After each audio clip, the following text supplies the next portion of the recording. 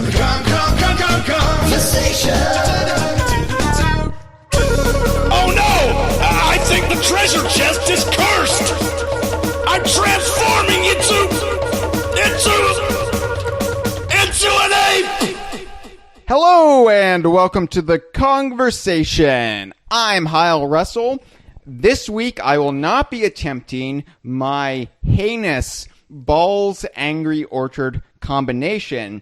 If you stayed with us for the entirety of the 3 hours last episode, you'll know that my IBS was significantly flared by drinking that devil's brew. So I'm just going straight with the Angry Orchard this week, and my consumption of just straight up alcohol is why I have already forgotten to introduce my co-host this week, Cameron Reigle. Hi, Cameron. Hi, Hyle. I also function as his designated driver. Yeah. So you will be keeping the conversation on the road and keeping me from trying to veer too wildly in the woods this episode. Oh boy, we're already off to a good start.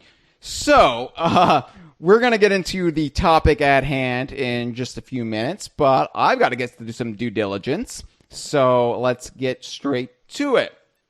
Support DK Vine on Patreon, dkvine.com/Patreon. Check out the new Patreon pitch video I put together, updated for 2017, and maybe that will help explain better than we can during the due diligence segments of the conversation why the Patreon exists and why we plug it ever so much here on the show. But seriously, we try to give out some cool rewards. Looking at other Patreons on the internet, I think we give more like rewards than quite a few. Some people don't even give like rewards for the Patreon. So I'm kind of proud that we have such a glut of shit we send out for our patrons, and it's something we're going to continue. We're proud of our unsustainable business model. Right.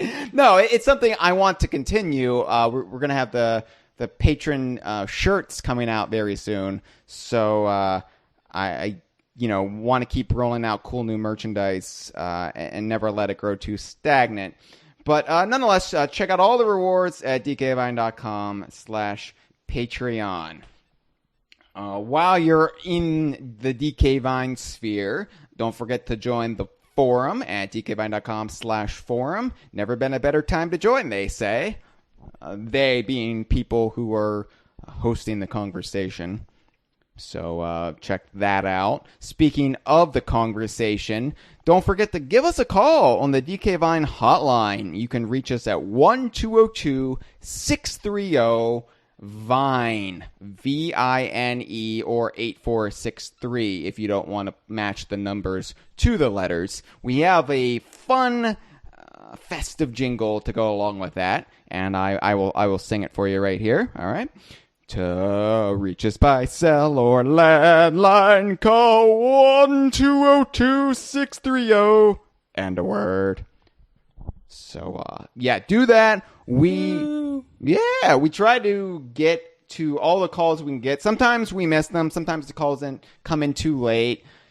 Sometimes, for whatever reason, people call while they're driving through tunnels and the quality is just terrible. But more often than not, we try to get to all the calls we can get to, especially if they're on topic for that week. If they're not on topic, we do save them for future Anything Goes call sack episodes. So it's not, don't feel slighted if we don't get to your call. It just probably wasn't relevant to the topic at hand. And of course, you can find out what the topic is by if you're a patron who's at the live stream tier, you'll get email notifications when we've set an episode ready to record. Otherwise, we'll be telling you what the topic is on social media. And you can follow DK Vine on social media with dkvine.com/Facebook and dkvine.com/Twitter. They're the two main ones. We also have a Tumblr and Instagram, I think. Wasn't that Pinterest? No, Instagram.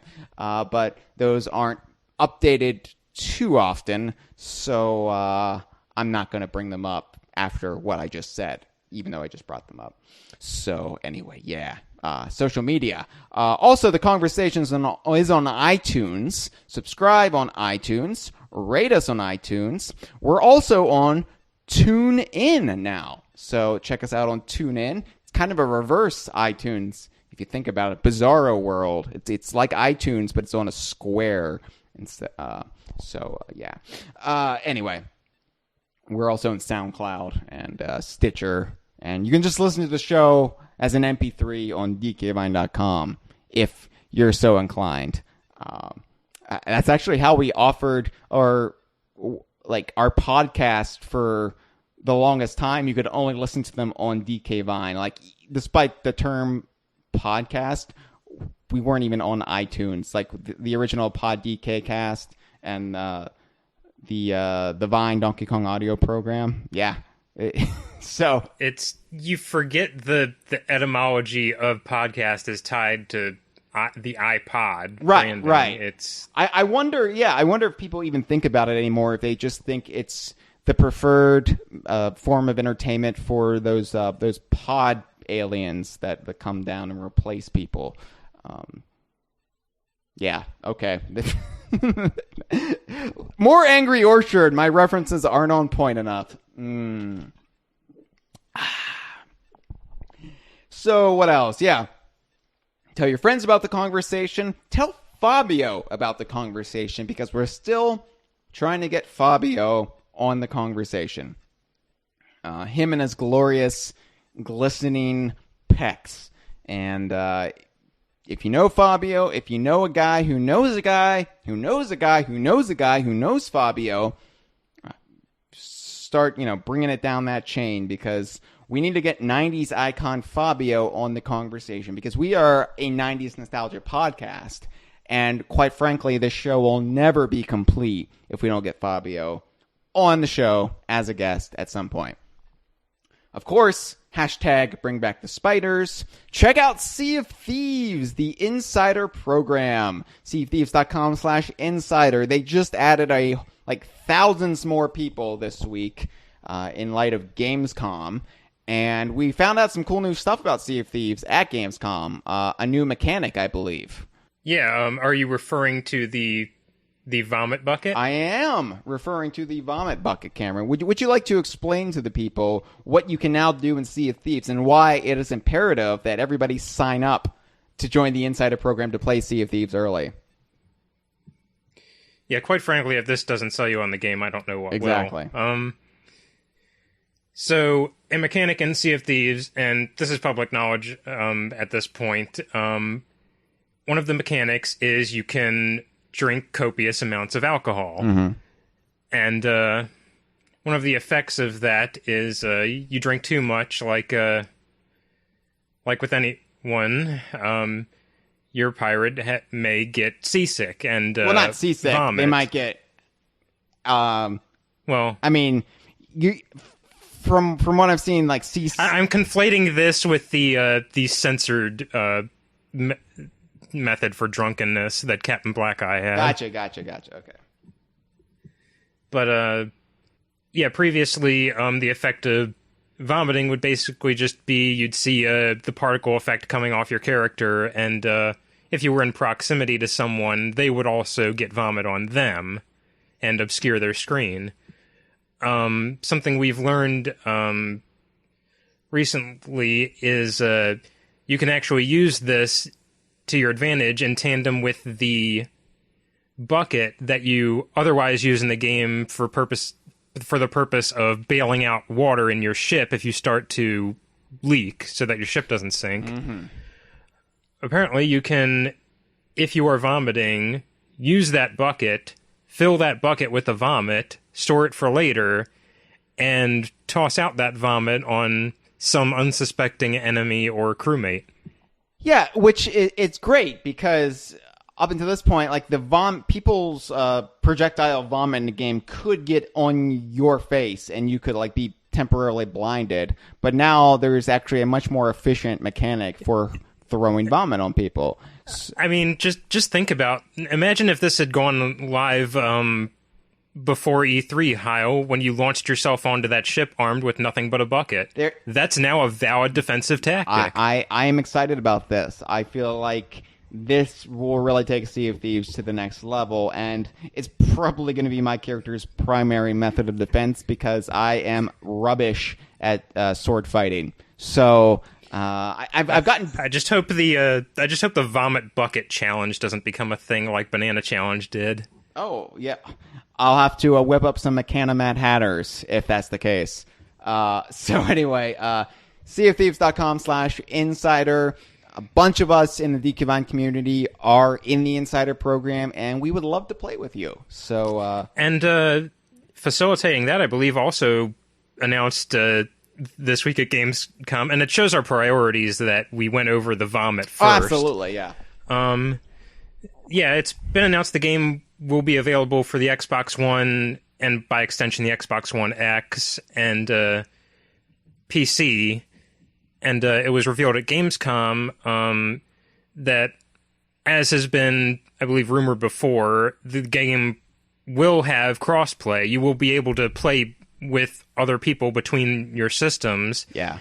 And in Rare's official site article revealing this, they described that from now on, all players in the technical alpha will be in crossplay sessions. Yes. So if you do not have an Xbox, but you have a PC that has Windows 10, you can play with us. It's no longer an either-or scenario, which, we did know this kind of already, that this crossplay was coming. They kind of accidentally revealed it, I believe, last E3, like last year's E3, and I believe they've mentioned it on several of their podcasts too, or at least several of their YouTube videos. It's like, I guess this is the official announcement, but it's not exactly a secret. I can't really speak to what the thought process was, but I think it's something they were working towards and always intended to do, but it was never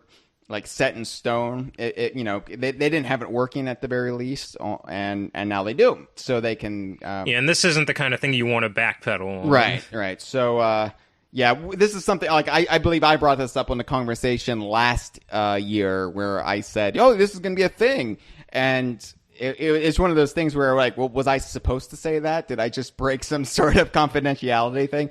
But no, I mean, they've been pretty open about it, but now it is official. So I know we harp about this game, but I really do stand by this is the most fun I've ever had playing a video game with other people.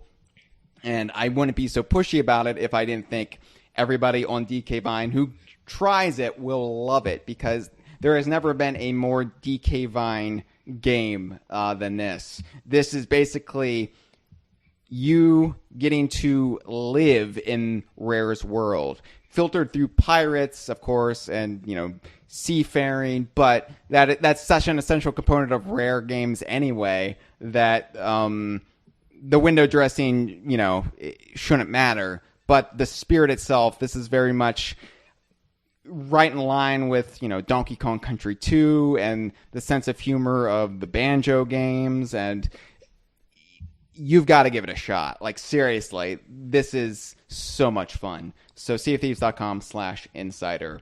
And then finally, speaking of Sea of Thieves, the composer of Sea of Thieves, Robin Beanland, in just a couple of weeks, he'll be cycling across the length of Great Britain for 9 days. And he's doing this for charity. The charity is Special Effect. They use video games and technology to improve the lives of the disabled. So go to justgiving.com, search for Robin Beanland, and contribute a few bucks his way.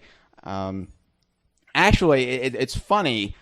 Just the other week, Crash Lab, the makers of Tracky Train, contributed £1,000 to Robin Beanland for his bicycle trek. So I noted the irony on Twitter that the makers of Tracky Train are encouraging an entirely different method of transportation.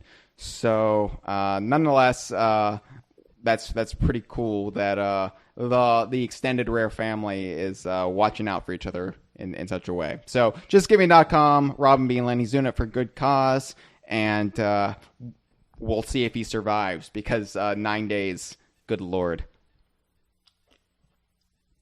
You better survive, Robin. You got to finish Sea of Thieves.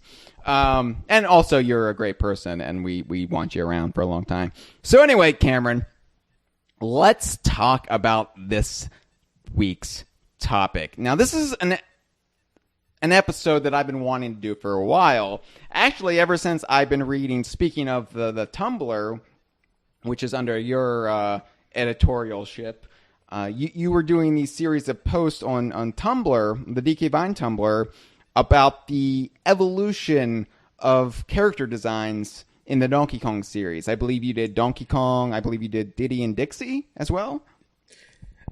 Yes, that's as far as I got. When I was running the Tumblr, it seemed like a good idea for a long-term feature, and you can still find all of these on the DK Vine Tumblr. You can get to it from www.dkvine.com/Tumblr or dkvine.tumblr.com. If you look for the hashtag, I believe it's DK Vine Visual History, and there's a search bar on the page. You'll be able to find it. You'll be able to go through the sort of day-by-day archive of all of these when they happened. Yeah. It was compelling reading. Like, I was actually, like, waiting for each new entry. It was far more engaging than anything Chad and I were turning out on social media. So, I wanted to take that, and I was like, well, that would be a great idea for a conversation at some point. And then I realized, no, it wouldn't, because you actually need to see these renders and character designs. This is kind of the caveat of this entire episode, is this is a very visual, crucial topic of discussion, and we're doing it in entirely audio medium. Right, and we do put these on YouTube, so we could theoretically, have an accompanying video with it, but then that would leave everybody listening on iTunes or SoundCloud or TuneIn or Stitcher out in the cold. So we're not going to do that. But what I will ask of people to get the most out of this episode, you need to head over to dkvine.com and go to the dkvine.com gallery. And you can just click the scroll down menu under gallery, go to game artwork. If you actually want the link, it's dkvine.com/games/gallery/artwork. Really efficient there. But if you go to that, you'll have the entirety of the Donkey Kong universe at your fingertips, and you can follow along then and actually see what we're talking about as far as the games we're going to be discussing and the artwork therein. So that's the way to get the most out of this episode. So, follow along. If you're listening in a car, just kind of make a mental note. When I get home, I need to check out the gallery so I can have some greater context for what I heard earlier in the day. But all the same, I think that's the best way to go about it. But I could be wrong, because I'm wrong about quite a bit on this show. But I wanted to just roll the dice and see if we can make this episode work, because it is a topic that I find fascinating. But the thing is, I'm more of a wordsmith. I'm not really that artistically inclined. I know what I like when I see it, but I can't really find the nuances to really explain it like you can, Cameron, because you are an artist, Cameron Reigle Art. And, you can pinpoint things that I don't realize, and that was what was so fun about your Tumblr series, was you were making me see renders that I've known for most of my life in an entirely different light. So that's really why I wanted to get you on here and kind of pick your brain and have you kind of go into further depths on this topic. And it's an extremely I'm proud nerdy of developing topic, the only resource on the internet where you can get an in-depth look at the shape of Diddy Kong's ears. Well, it's an extremely nerdy concept, I realize. So, like, we're going to be getting into some hardcore, like, just who gives a shit But that's DK Vine. You know, if you guys haven't figured that out by now, I don't know else to help you. We're the only people who came up with an explanation for why Diddy suddenly has 5 fingers in the year 2003, was it? Yeah, 2003, I believe. Yes, 2003. Yeah, and that will probably come up at some point in this episode. Prosthetic golfing fingers, my absolute favorite topic when it comes to appendages that you use when you play golf. So anyway, let's get to it, shall we? So the visual identity of Donkey Kong and his world, it's been in flux quite a bit, and it's been kind of more volatile than other Nintendo franchises during a similar time. Like looking back from 1994 on, around 1996 or so, you know, Mario and his cast started to solidify their visual identity, where you would no longer have the hand-drawn style. They would mostly be computer models. And I believe it wasn't until the GameCube era, though, that everything kind of became extremely standardized. But Donkey Kong there's kind of been a tug of war with Donkey Kong, where once Rare left, then other people got their hands on Donkey Kong within Nintendo and other studios working for Nintendo. And because of that flux, there's wildly disparate visual cues and designs, and it was especially weird in the like mid GameCube era. I'd say right after Jungle Beat came out, because you still had the like standard Mario artwork that they were using in like all the cameo games, your Mario parties, your baseball, etc. But after Jungle Beat came out, you had this weird like fork in the road where some developers switched over to the Jungle Beat model thinking, well, that's the standardized look for Donkey Kong from now on, while others kept with the original model that they've been using from the past few years, or updated variations thereof. And from there, things get even weirder when you go on to like Retro and Tropical Freeze. I'd say you may have your own stories, Hyle. I'd say the biggest like signifier of this like weird mishmash of artwork is when Jakks Pacific put out their large Donkey Kong toy. And which, discussion of that figure and its creepiness best left to another episode. But something very strange about that I remember is on pretty much every side of this box is a render of Donkey Kong advertising the figure. And I think every single render on that box is from a different Donkey Kong game, or not even a Donkey Kong game. Yeah, you don't get this with Mario, because Mario has essentially looked the same since the GameCube. I mean, occasionally you'll have flourishes like, there's FLUDD on his back, so that's obviously from Sunshine. But just the standard look of Mario has been virtually unchanged.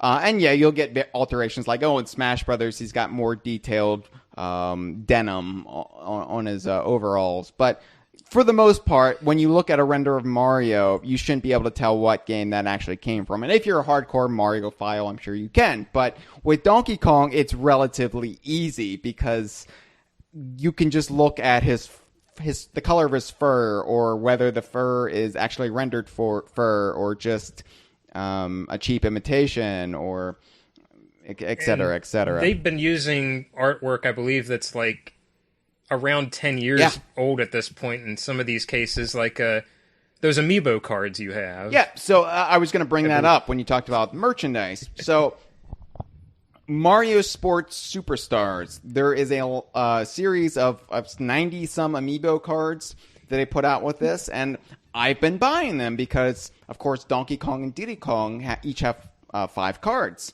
in this series, and I wanted to get them all, and I still haven't got any fucking Diddies. I've got 3 Donkey Kongs right now, but each Donkey Kong I've got is from a different game. So these amiibo cards, they don't actually make new artwork for them. They just repurpose old renders.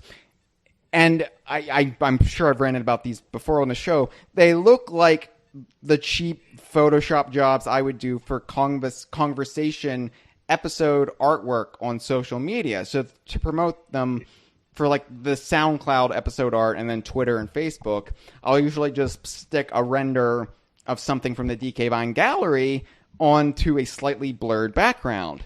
And that's exactly what they've done for these amiibo cards. So for the one where Donkey Kong's playing golf, it's from the most recent Mario Golf game for the 3DS. It's one of the more relatively recent renders. He's got the ghastly, toothy grin, but he's got the faux, like the rendered fur.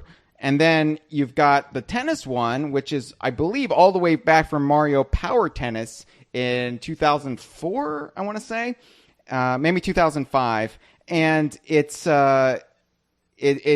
like his fur looks kind of more plasticky. It's kind of got that fake rendered fur on it that they tried to simulate it, but it's not really sticking out in any realistic way. And the render clearly looks older. There's more shading on this than the golf one. And it's so weird because this is ostensibly to promote as a tie-in with Mario Sports Superstars, right, the 3DS game, which has brand new artwork for a lot of these sports. Yeah.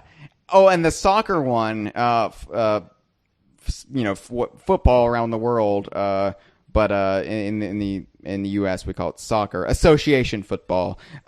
They've got a render from Donkey Kong Country Returns, so it's not even Donkey Kong related to any sports. They just stuck this render of Donkey Kong beating his chest from Donkey Kong Country Returns with a soccer field blurred in the background. So he's just standing there, yeah, in like.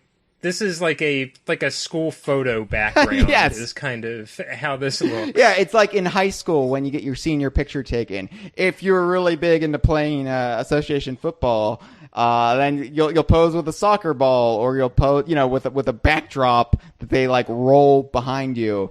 It looks just so shitty, and it's like, why am I buying these? Jesus Christ. Yeah, We've had many a laugh and cringe talking about these in our staff meetings. If you want a taste of what this is like, just Google like Mario Sports Superstars Donkey Kong card, and you'll get an idea of what these are like. And I mean, I have some degree of familiarity with these renders, but I don't even think you need it to kind of see what's going on. The disparity is so wide because you're right. It spans essentially more than a decade, almost 15 years of different artwork designs and computer models. It's ridiculous. We need to do a feature about one of these, whether on the site or some sort of video feature at some point, because they're hilariously bad. And that wouldn't really be a problem if the whole point of buying these cards was, oh, you have this cool artwork to go along with your amiibo functionality. You don't even get the cool artwork. Right, like that was when I was into Pokemon cards. That was basically the appeal if you had no desire to play the card game. Right. So anyway, the visual identity of Donkey Kong, as we said, has kind of been in flux ever since Rare went to Microsoft, and I wanted to really like go through the history here of starting with Donkey Kong Country 1994 and see how the look of Donkey Kong, not just in character models but just in the general aesthetics of the series, have kind of grown over the years and then abruptly changed and continually changed then for the rest of the duration up to present times. So let's start with Donkey Kong Country, Cameron. Take us away. Okay. So Donkey Kong Country, obviously, I mean, I don't even need to explain anything, do I? What is Donkey Kong Country, Cameron?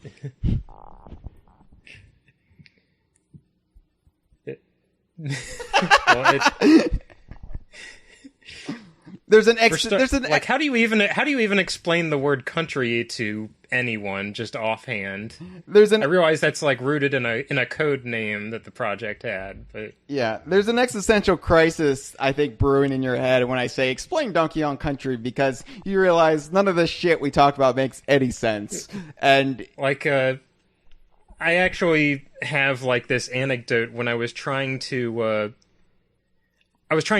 bring my aunt some familiarity with video games. She asked me to like take a look at my 3DS, and I showed her.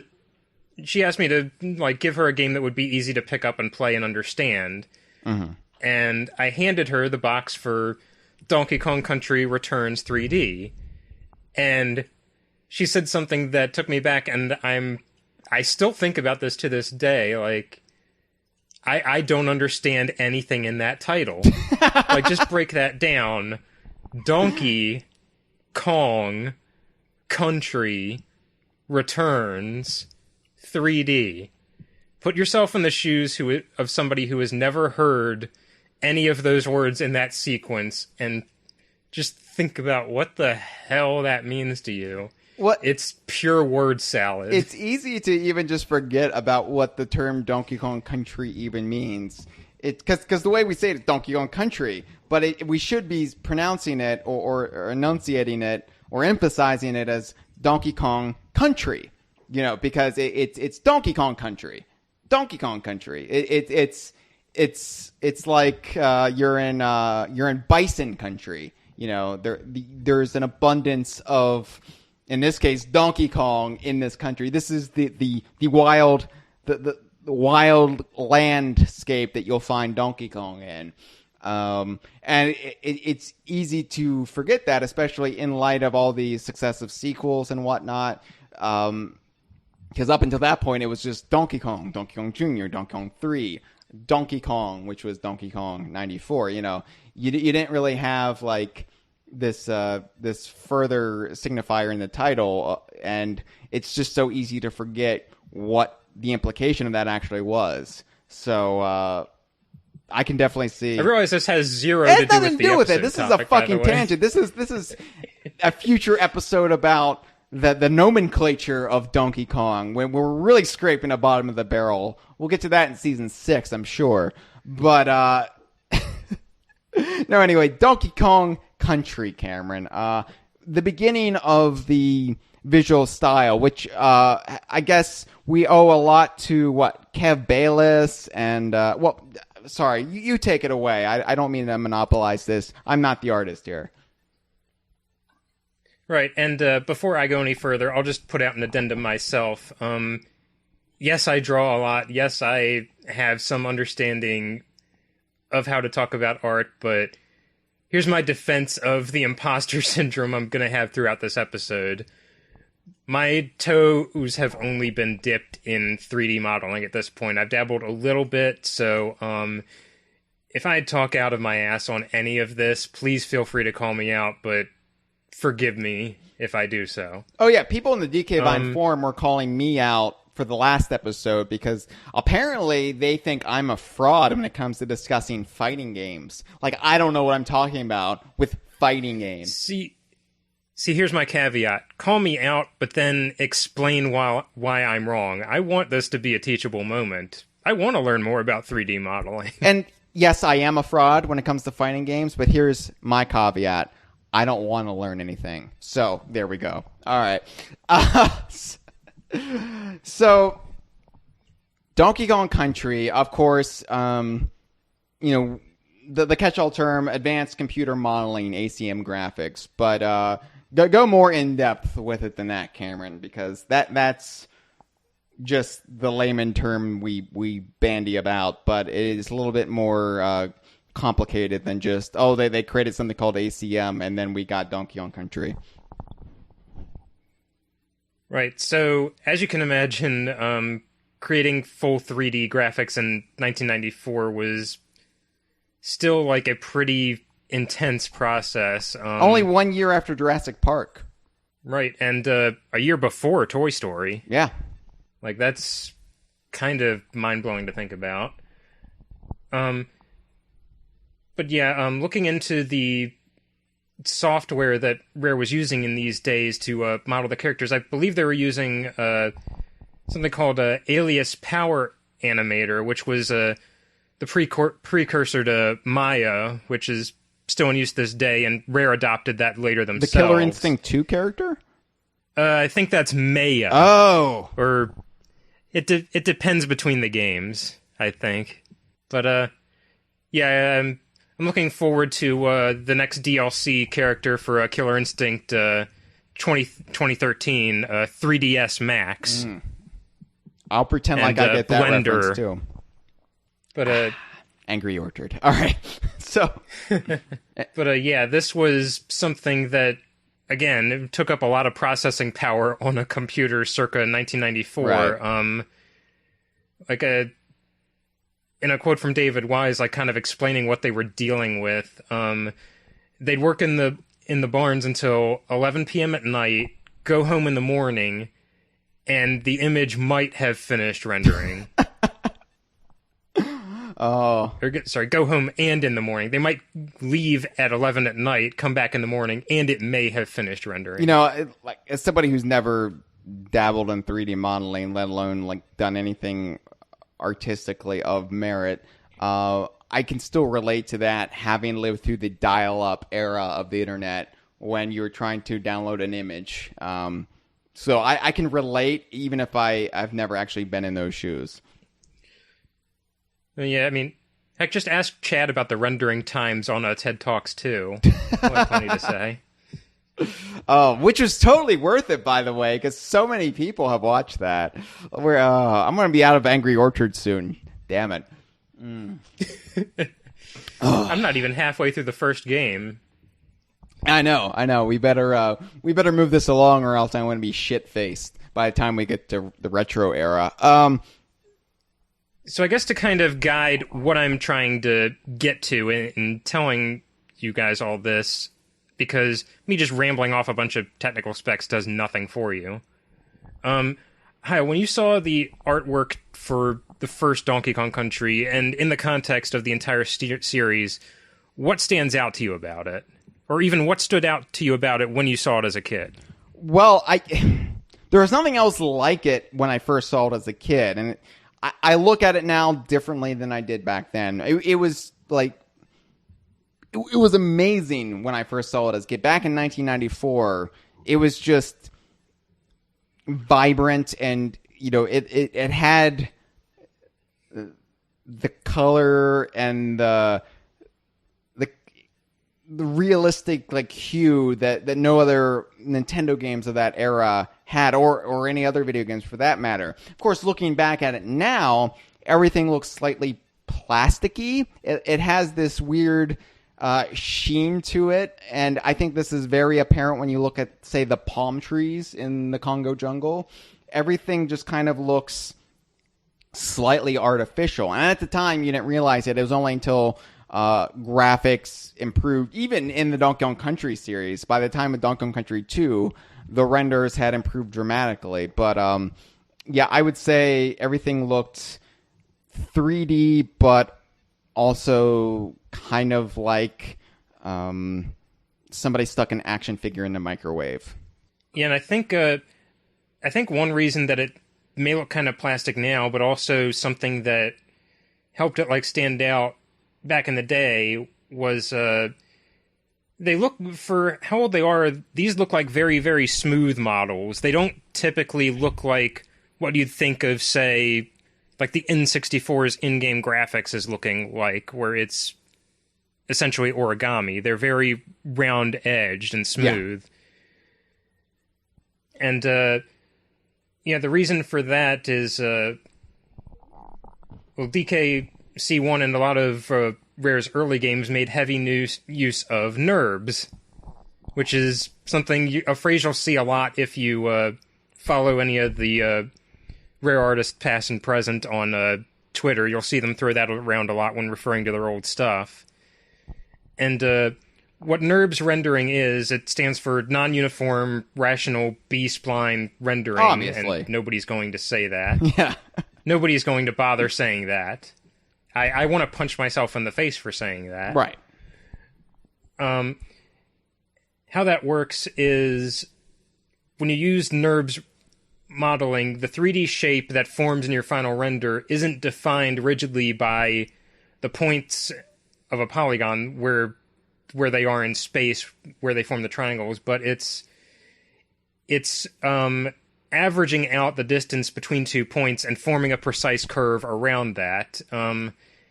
It's something that's impractical to do in-engine on a 3D game console if you were to do it in real time.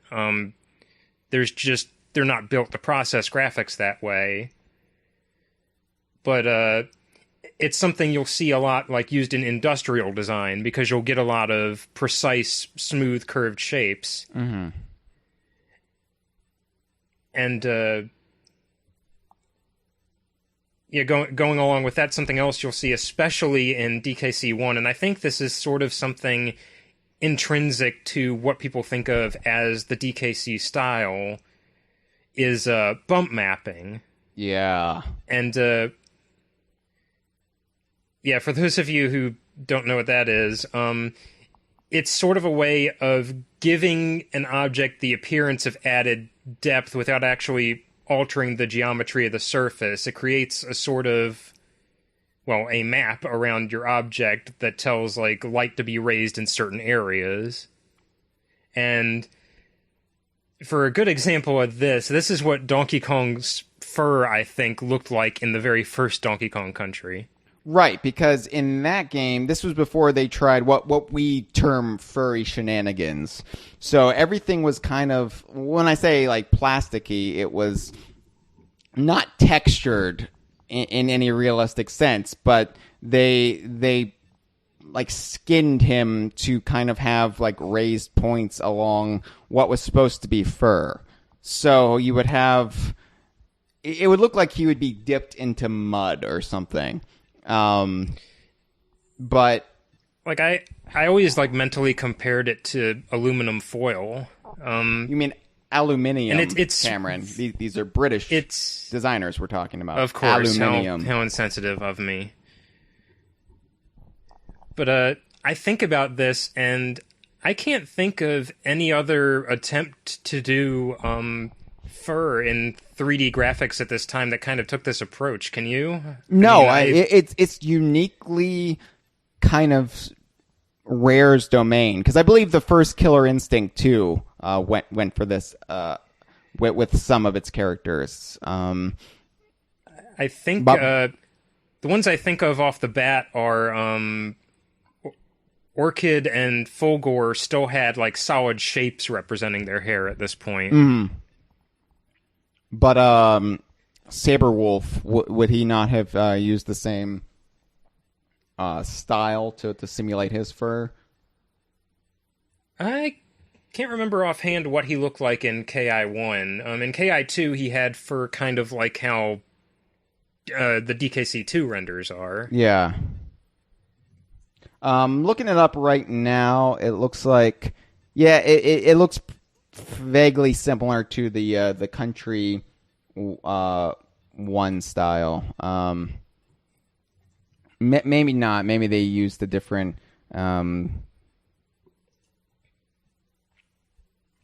But I do see a lot of similarity with KI1 and DKC as far as the quality of the computer modeling goes. Oh yeah, definitely. And if you want insight into how Rare modeled the graphics for DKC, Killer Instinct is a really good example to look at, because you can kind of see how that method translates when you use it on characters that don't look like the Kongs, or environments different from what's on DK Island.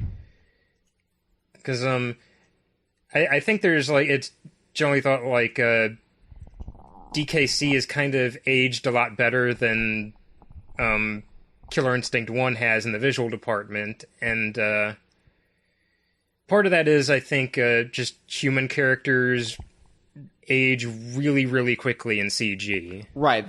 Because of Uncanny Valley. Yeah, exactly. Where the Kongs are very stylized apes and, monkeys, and then you've got other animals and completely fictitious creatures like Kremlins.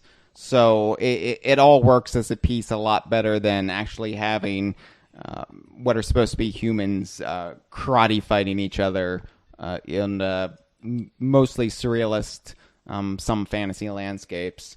But I find this whole like era of art from Rare, 1994 through early 95, to be incredibly charming. It's granted it's rooted in nostalgia, but it's such an important stepping stone in where video game graphics were to go then in the next few years. And I look at the art, from that time, and it warms my heart much more so than even like the style of graphics and renders from Donkey Kong 64 in 1999. There's just something so entrepreneurial about the style of DKC 1. Right, and no matter how much this stuff ages with time, if you look at DKC's contemporaries, you really get a sense of how ahead of the curve they were on this. Not to throw any other names under the bus, just they were that good. Yeah, and it's also important, the actual designs themselves, everything from Donkey Kong since then was built on these designs. You really, like I said, like Kev Bayless and Steve Mails, really, they are the forefathers of everything that's come since then. Even Jungle Beat, even Jungle Beat, even the characters that were original creations still owed a debt from the design of the original Donkey Kong Country. And at this point, no matter how far they deviate Donkey Kong's design in any of these new models, that is the Kev Bayless Donkey Kong. There's no way of getting around that. Exactly.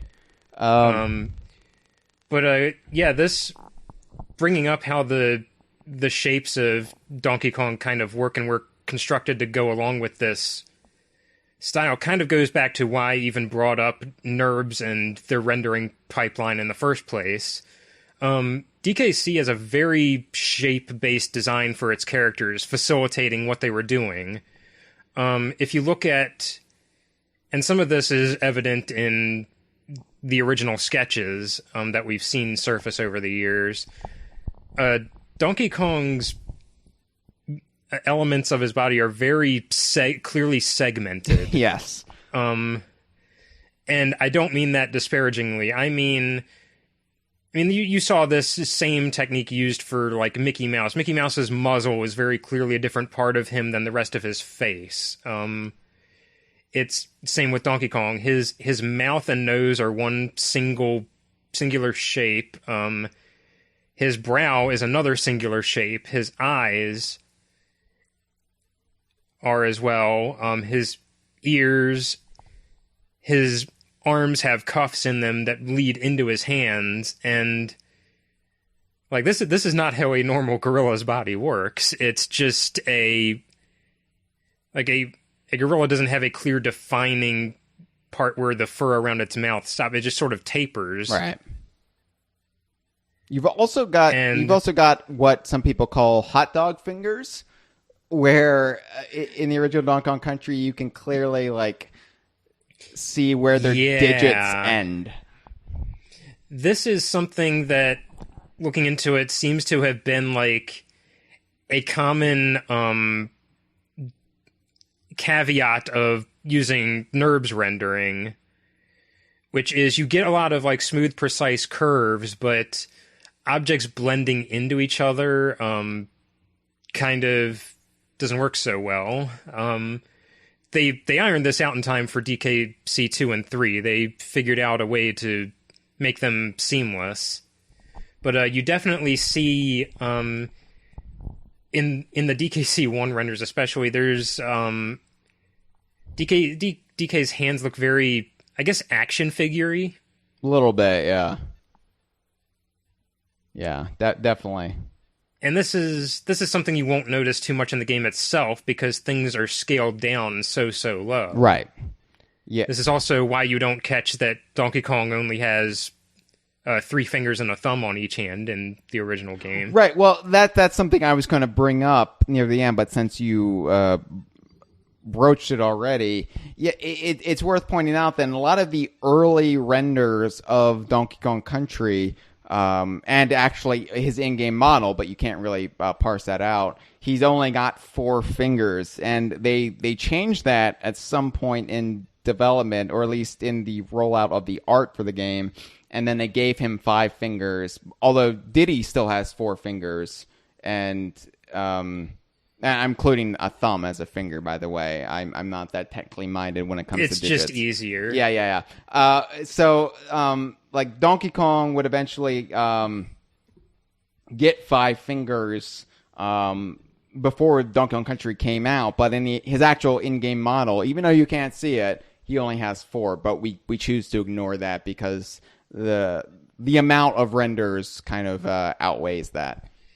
And this is something I think we'll also get into later in the episode, which is how do you parse what's presented in the game versus how you interpret continuity? Yeah. So, yeah, Donkey Kong had originally 4 fingers and 4 toes, and then he had 5 fingers and 5 toes, but Diddy Kong, for whatever reason, they kept him at 4 fingers.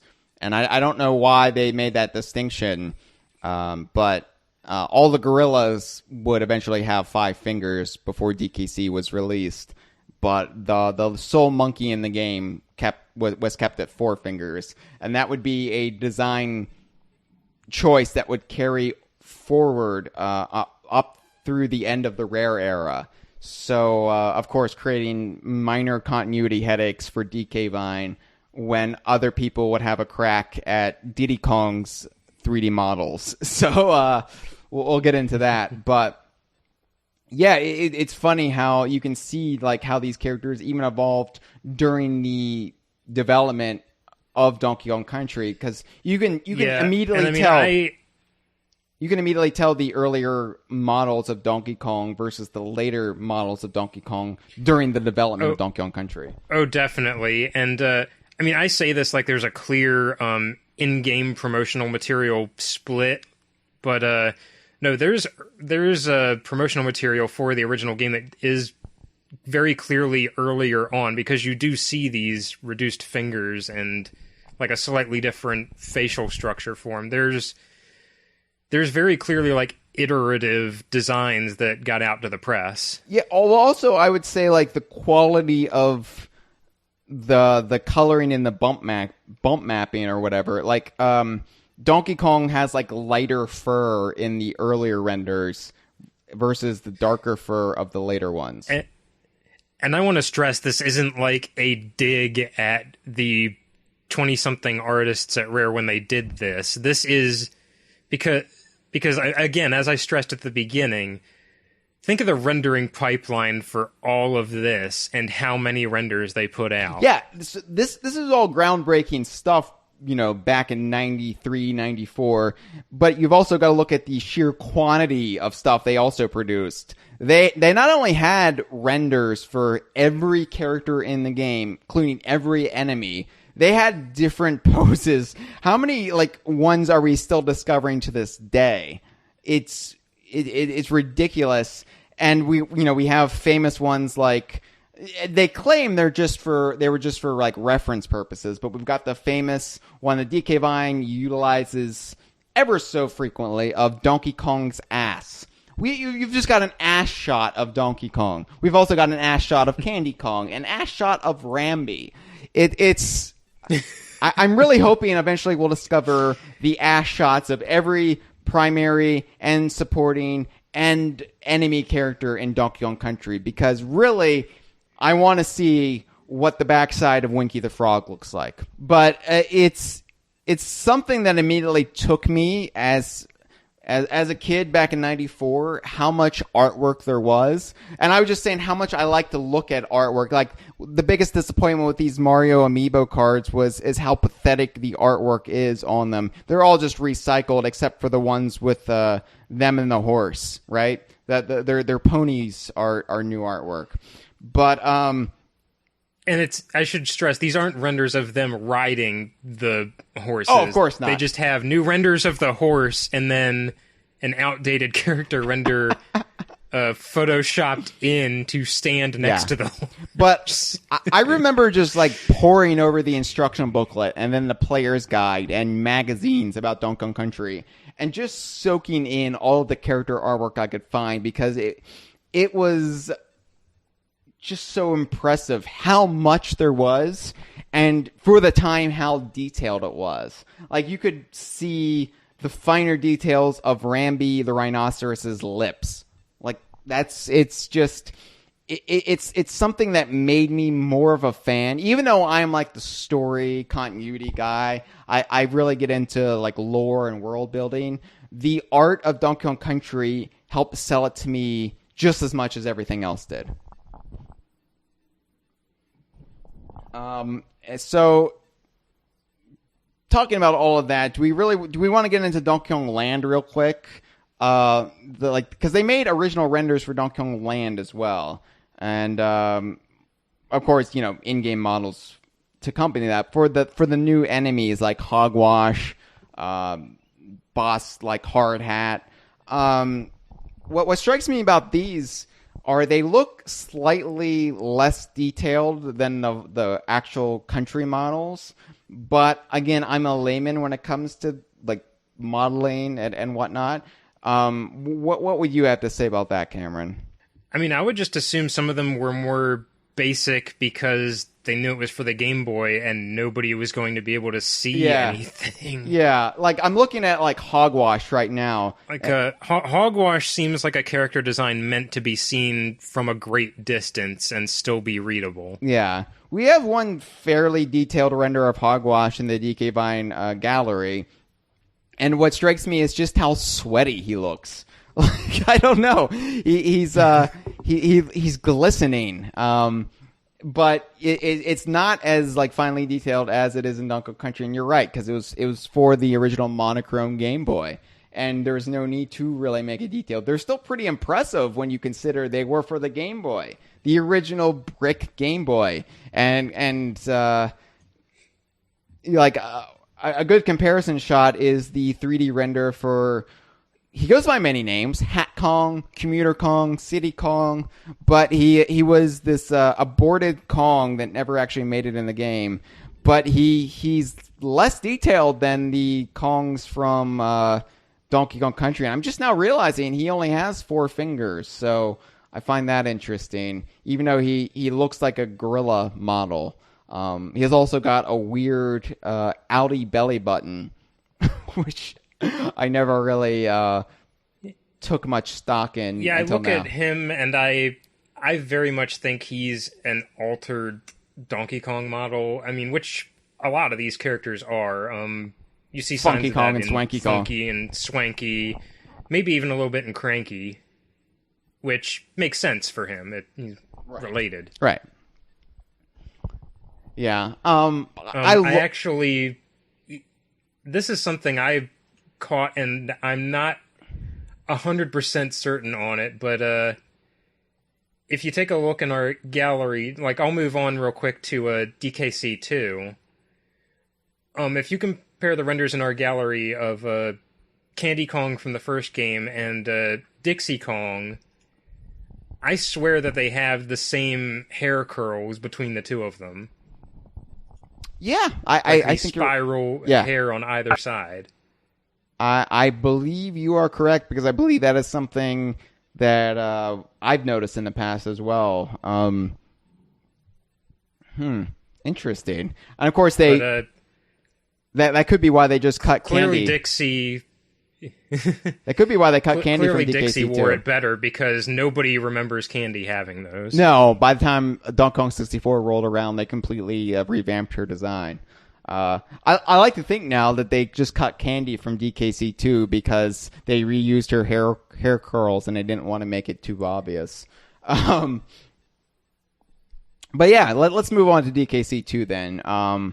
So talk about the difference 1 year makes. Oh, yeah. Yeah, this does not look like the progress you make in 1 year. This looks like the progress you make in 5.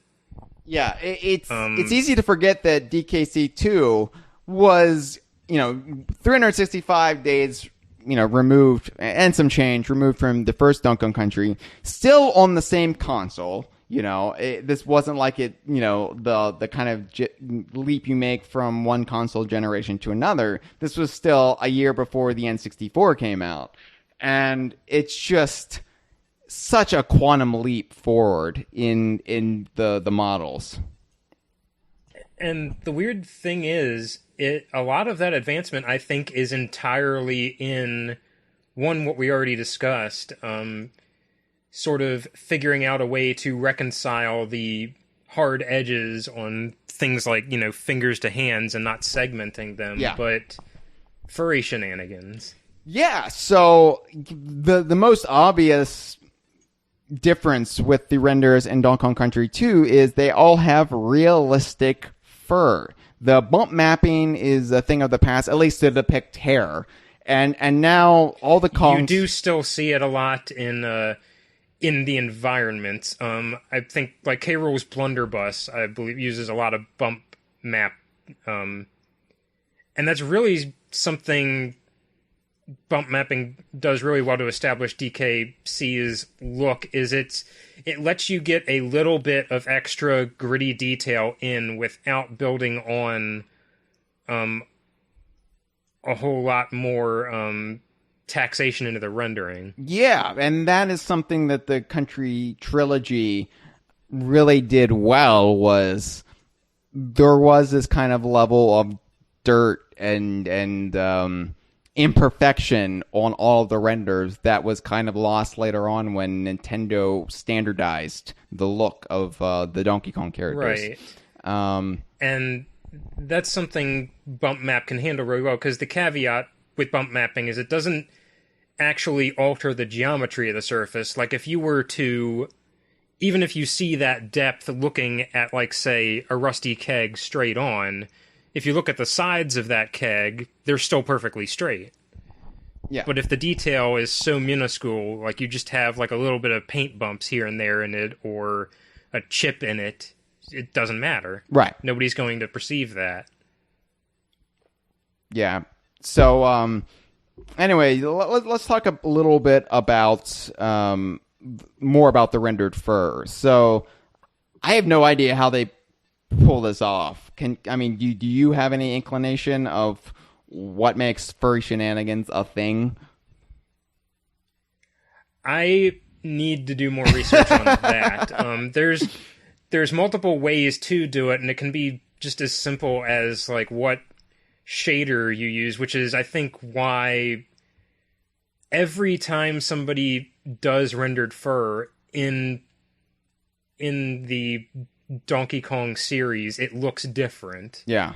Like, not even just Rare does it differently from Retro does it differently from Nintendo. It's the DKC2 team did it differently from the DK64 team. Right. To an extent, DK64 has like this odd disparity between some of them. Some of them are rendered the old DKC2 style. Some are rendered in a smoother style. I think maybe some of them were like post-processing effects versus ones that were like hair rendered into geometry, but I don't have the confidence to speak on that either way. This is just one of those things where I'm content to admire the magic. Right. As am I. But and looking at these renders too, you're right. The like, for example, the render of Swanky Kong holding up his ringed finger, you don't even see where the fingers end and the hand begins. Whereas if this was a Donkey Kong Country 1 render, you would clearly see like where the finger stopped. So it's really impressive, and it's easy to forget that this was 1995. Rare was doing this for the same year Toy Story came out, and everything in Toy Story, of course, had, again, a plasticky sheen. And granted, this was for a video game and not a major motion picture, but it's just I look at these renders from Donkey Kong Country 2. Unlike Donkey Kong Country 1, I would argue that most of these hold up to this day. Like, if this was game artwork for the year 2017, I wouldn't bat an eye. I think a really good tell for exactly that thing is you look at the GBA re-releases of DKC 1, 2, and 3. For DKC 1, they didn't, for the cover art, they didn't use any, for the very front at least, any artwork assets from the original Donkey Kong Country. They pulled assets from Donkey Kong 64. Right. Because I guess at that point they didn't want to promote this game without any furry shenanigans. But 2 and 3, on the other hand, they were still using the same renders. Right. They as the original game. Yeah, they were basically just edited versions of the original box art.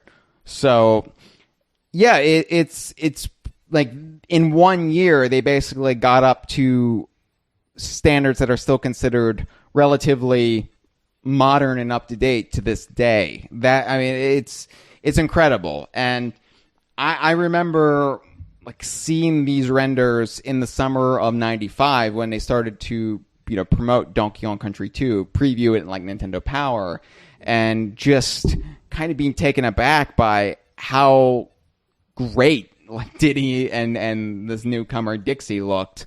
And it's worth pointing out too, this is when they started adding the extra flourishes to Donkey Kong and Diddy Kong's wardrobes.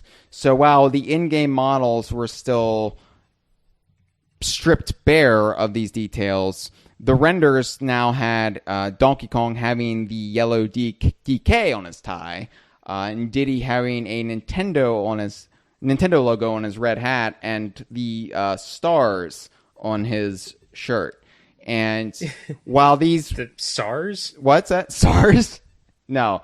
But yeah, I think the reason we didn't see that stuff in game at the time was because I think DKC 2 was reusing assets from the original Donkey Kong Country for Diddy. Yeah. Am I mistaken? I think you're right. The first shenanigans were not there for the Diddy in-game model. They weren't there for Dixie either. This is something I actually went into very, very briefly on the feature on the Tumblr, which I'm not going to try and dip into too much because we're trying to do more than just character analysis, and I don't think yammering on about Donkey Kong's cheekbones is very entertaining on a podcast. I would disagree, and quite frankly, I'm insulted that you would say otherwise, but I don't mean the cheekbones on his face. Okay, good.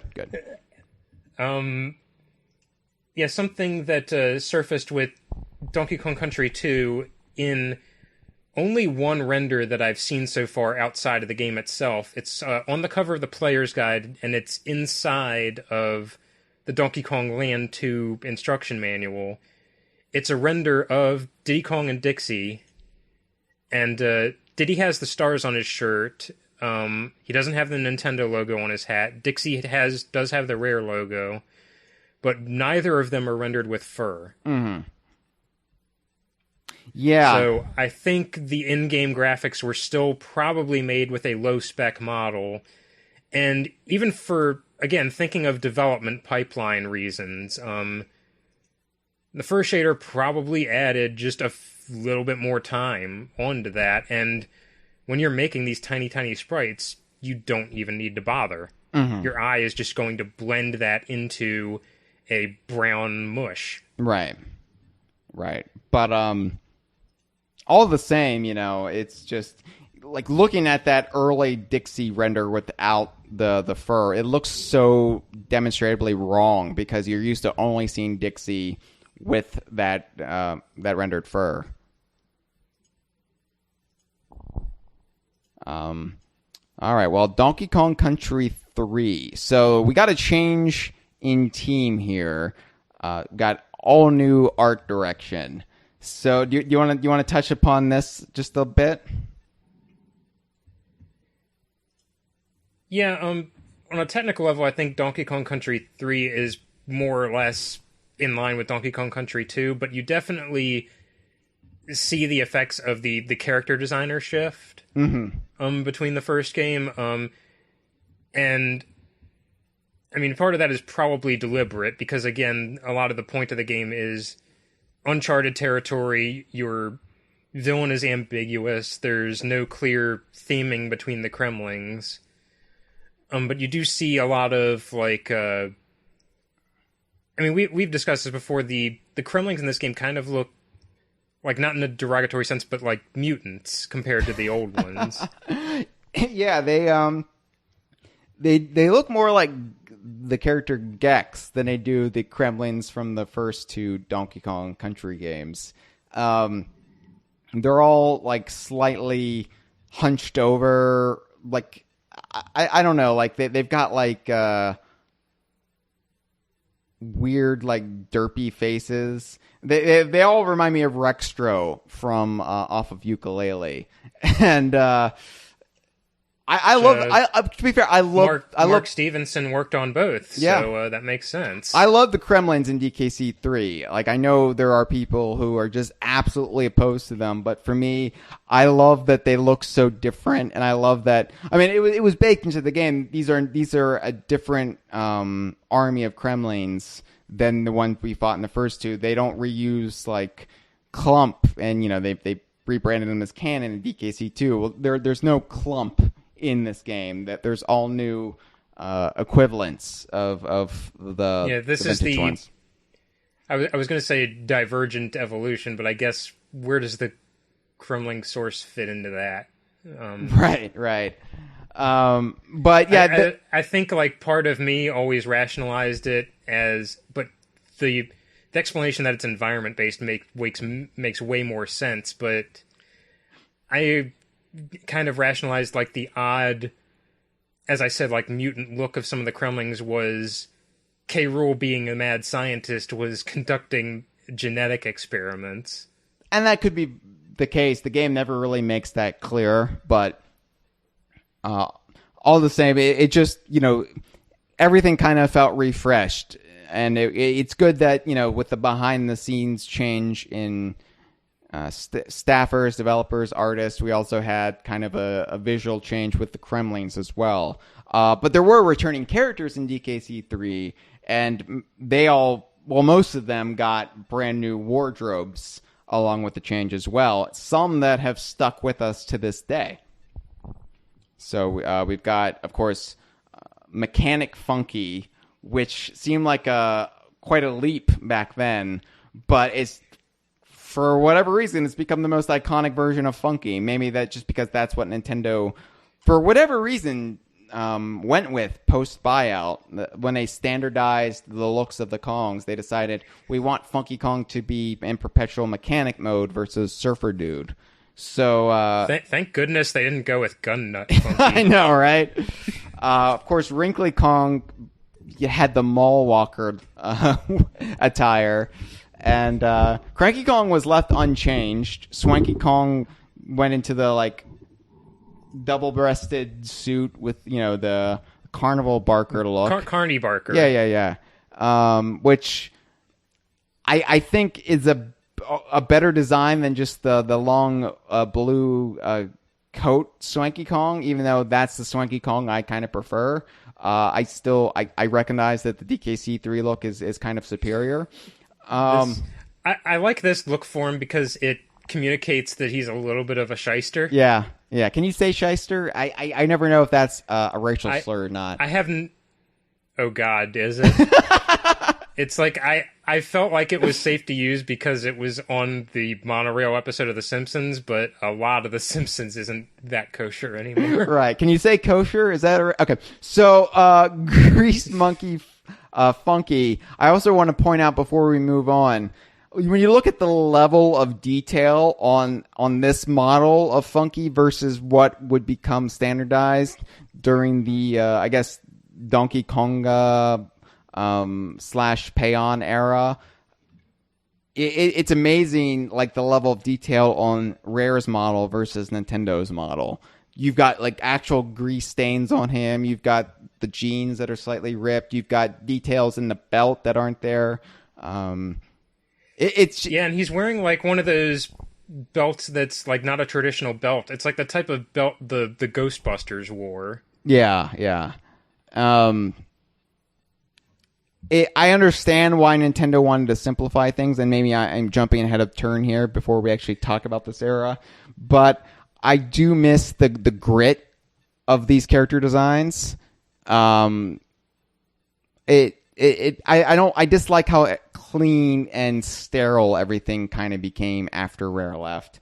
And I'm looking back on, like, even the level of detail in his shoes. They're, like, weirdly, like, I don't know if they're supposed to be, like, alligator or crocodile, like, skin shoes, which would be apropos, I guess. Damn, that would be grim. Yeah, but, yeah, everything is just, like, I don't know, like, detailed overabundantly. It reminds me of the Smash Brothers character designs, which is the only time Nintendo really makes allowances for a level of hyper detail, which may be on its way out, because in Super Mario Odyssey, apparently Mario has one gray hair. So yeah, you're starting to see a lot of the detail people love about Smash Brothers bleed back into Mario. His denim is like steadily getting more and more complex, and like, even just to mention something from Odyssey, like, people have started to observe, and I'm not sure if this is an intention or not, but one of the renders has Mario throwing his hat with a white glove, and people have zoomed in on some red pixels on the white glove, and it looks like it may be the intention that the felt of Mario's hat is starting to wear on his white glove and make a red stain. That's ridiculous. Yeah, that's a detail I would never even think to add, and I'm kind of amazed. That's where we are now with Mario, of all things. Exactly, which is just, for at least as far as DK Vine's perspective, the poster child of sterility and never changing, and the fact that Mario now might be outpacing Donkey Kong as far as the hyper attention to detail in its art direction is sobering. But in a way, I love it, because it just means that Donkey Kong's going to have to push that much harder when he comes back. It's going to feed back into our series, so it's for the best. Now we need to move on to Donkey Kong or Diddy Kong Racing, but did you want to touch upon how Donkey Kong looked in Mario Kart 64 at all, since that actually came between Country 3 and Diddy Kong Racing? I think we've kind of already gone over that on this show at some point, have we? I guess in the Mario Kart 64 Spotlight episode, we must have touched upon it, because this was the first. I mean, Rare helped Nintendo with the Donkey Kong 3D model. I mean, it's in the credits of Mario Kart 64, but the kind of the short answer is it's a lot like the original Donkey Kong Country render minus the bump mapping. Right. I think on the episode I compared the texture on DK's fur to like a toxic ooze. It looks like he's wearing I don't know, like some sort of brown sweater around his arms and legs and the top of his head. I don't know. It's not bump mapped. But it's got this. It does have the smoothed over fingers of the later model. Right. It does have that. It's more in line with his Country 2 model, but the fur, it's like this weird compromise. It's supposed to like more resemble his actual furry shenanigans from those games, but it's more similar to the flatness of the Country 1 model minus the bump mapping. So it's this weird hybridization, and it looks kind of off-putting, but I guess it worked for the time. Part of this, I think, is dialing DK back to fit in with Mario, and presumably the software they were working with to make the Mario renders as well. Mm-hmm, right. But I think it is also worth pointing out that Rare did have a hand in that model. It wasn't until Mario Party that kind of somebody other than Rare... It's in the credits. Yes. It's in the credits. So it wasn't until 1999 that somebody other than Rare flaunted a Donkey Kong model that was in the style of Rare's, which was, of course, Mario Party. But let's talk about Diddy Kong Racing, the first N64 game in the Donkey Kong, well, in Rare's Donkey Kong output. And yeah, let's.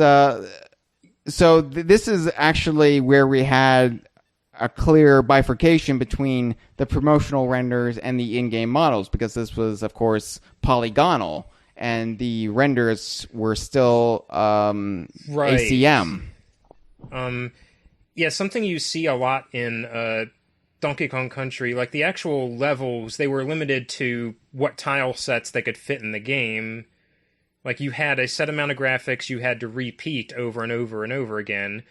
The other side of that coin was they could, like, jam in as much detail as they wanted into as little space as they had and just go nuts. And you really see this on any of the static screens, like say, the Monkey Museum in DKC2. You are not going to find any environment that dense in an N64 game. No, absolutely not. Compare the Monkey Museum with Cranky's Lab, if you really want that point driven home. There's not many Easter eggs to be found. Which, granted, there still are an admirable amount in Cranky's Lab, but it's... Oh, of course, yeah. I think it's also shrouded in darkness for a reason. Yeah. So, yeah, I mean, as somebody who religiously followed the Donkey Kong Country games, the jump to the N64 would always seem like a slight downgrade, just as far as, like you said, we have less visual information being fed to us. It's more as needed, you know. But they still used quite a bit with their color scheme. The vibrant color in Diddy Kong Racing, I think it really pops. And I think because Diddy Kong Racing, it didn't start off as a Diddy Kong branded game. So, you know, part of me wonders if it wasn't them just trying to find a different visual identity than Donkey Kong. It was because it started out life as something other than a Donkey Kong game. Yeah, that's a really important point to bring up. Diddy Kong Racing was not originally a Donkey Kong game at all. So the style is essentially started off as something that didn't have to be beholden to the same standards, art direction. So you start to see a lot of surrealness kind of bleed back into the series. Which also worked really well, considering it was also the launching pad of the Banjo series and the Conquer series, and in a roundabout way, Star Fox Adventures. Right. Timbers Island got to be like the Switzerland of everything.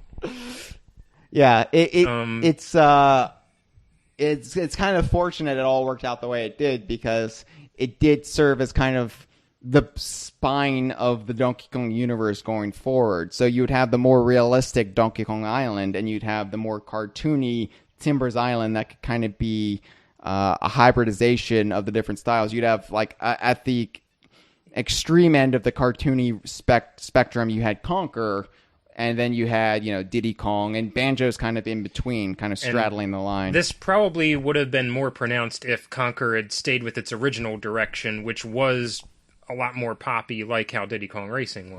Right. But yeah, the I'd say, like, the color is the greatest asset of Diddy Kong Racing's art direction, and it's probably the strongest argument for, like, why, if the stars would align, I'd love to see this game in an HD resolution, because all this color would just pop unbelievably. And I kind of have to wonder if part of the reason for why, like, Diddy Kong Racing's color pops so much, I recall it being mentioned, Diddy Kong Racing was fresh off of Killer Instinct 2, and Kev Bayless was handling the art on both. Mm-hmm. And in Killer Instinct 2, they went with a much brighter, more saturated color palette than KI1. I I can't remember the exact reason. I think it may have been that it was kind of dim in the arcades, and they wanted to make things more apparent and dialed up the brightness. And I kind of wonder if that bled into DKR when it came out. I almost said DKCR. Yeah, it's hard to keep track of all the acronyms at this point. So Dark Knight Returns. That was fun.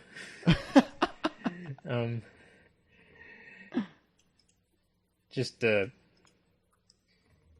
because I remember back when Dark Knight Rises was coming out, and every time somebody would abbreviate the title of that movie as DKR, I would think, wow, why are people really excited about Diddy Kong Racing all of a sudden? And oh wait, that sounds a little dark. Okay.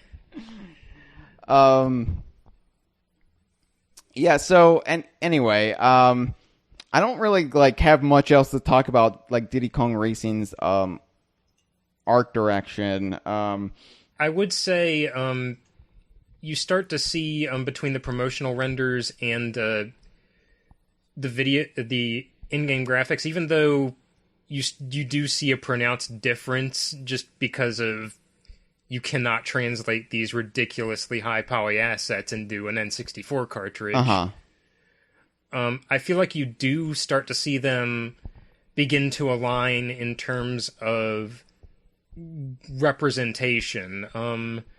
I see, in Diddy Kong Racing's official renders, again, the extreme color palette, I feel like Diddy Kong Racing's renders, some of them look a little bit less densely populated with background objects. You see a lot more repeating shapes. You see more stylized vegetation and stylized construction. Yeah. And I think that's feeding back into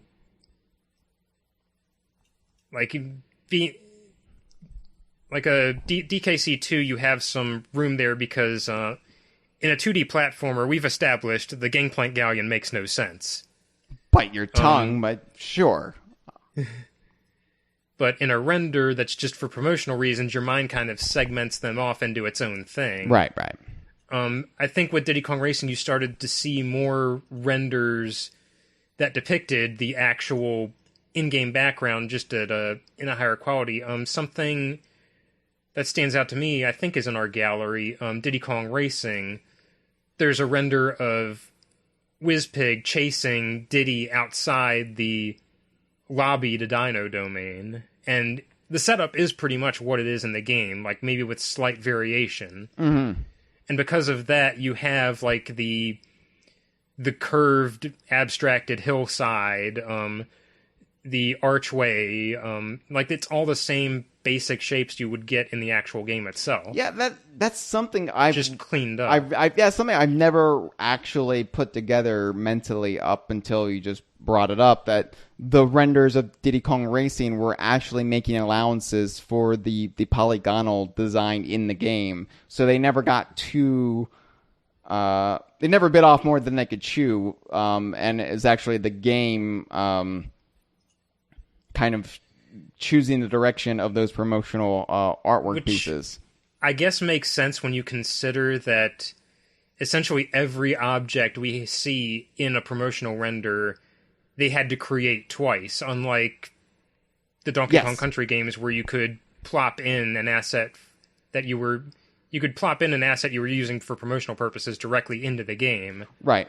This, you had to have something spec'd for the N64 and something that would look good on a magazine or a poster or on a box. Which is one of the reasons, starting with Banjo-Kazooie, you would see less and less of these promotional renders.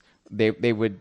Banjo-Kazooie, they kind of just... They made quite a bit, but they also kind of just gave up, making every character into this 3D model. And then Donkey Kong 64 was where I think the dam kind of broke, where they only... Yeah, you even...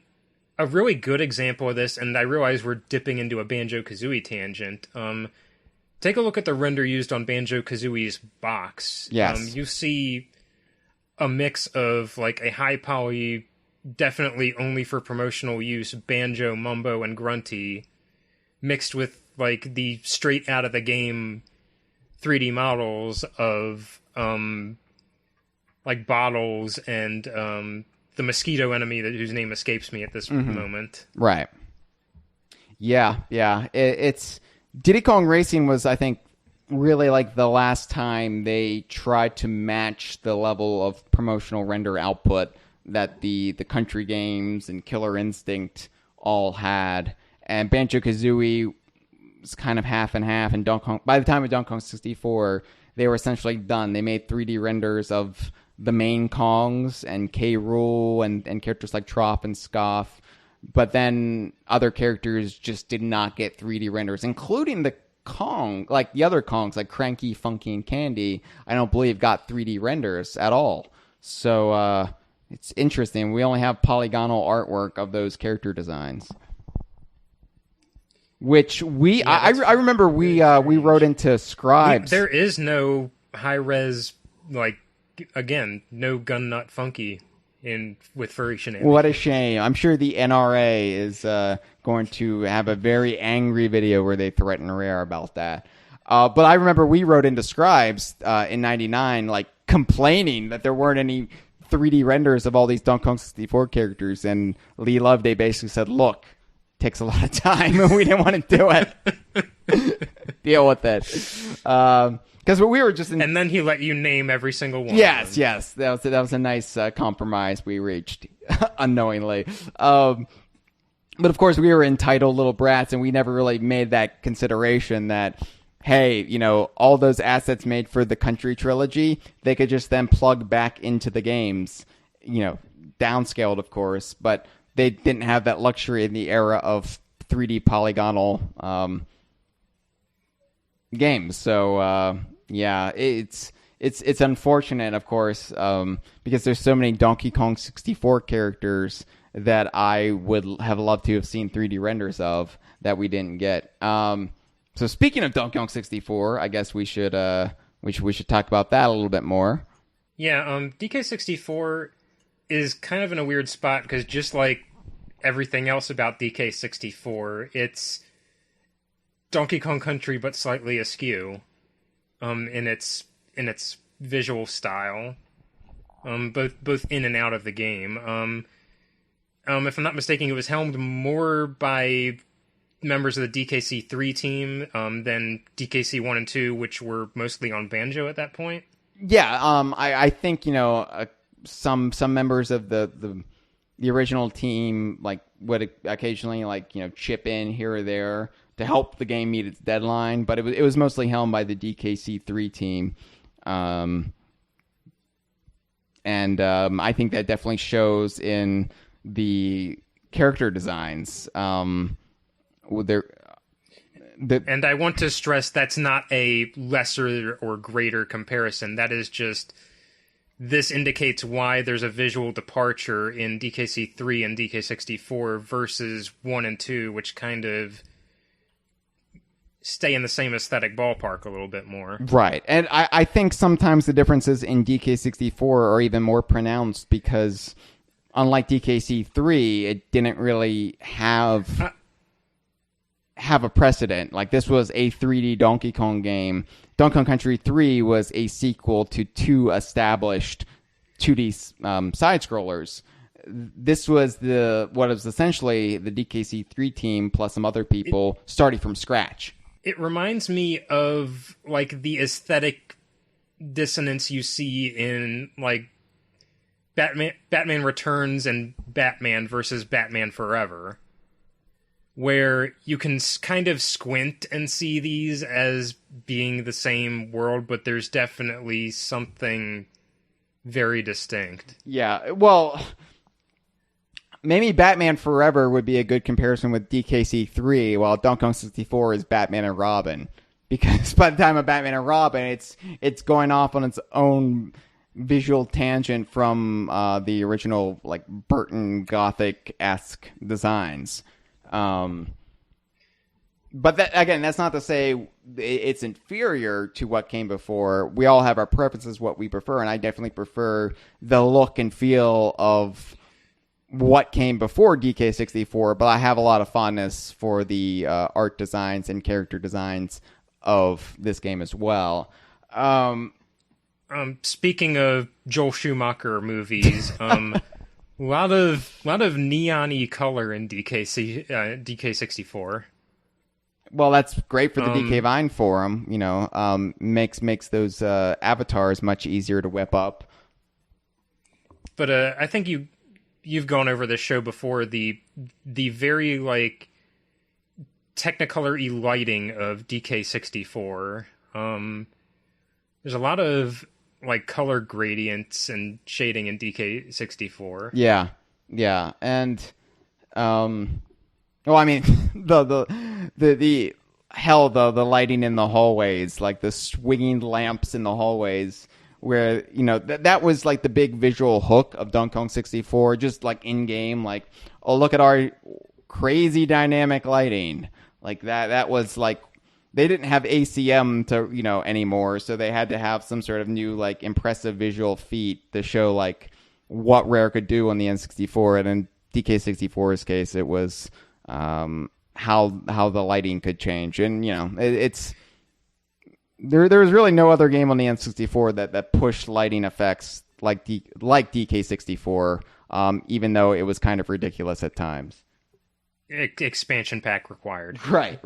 That's why. But at least on the flip side of it looking less like the DKC games, I think it's helped DK64 age a little bit better, and this is something true, I think, of a lot of Rare's games when they started to move toward more realistic 3D, is that it's not shy about color, and I've noticed when I see other games that vie for a realistic aesthetic, something that ages them like no other is one generation later you look back and the color just seems so sapped. Yeah, absolutely. And DK64 definitely does not have that. I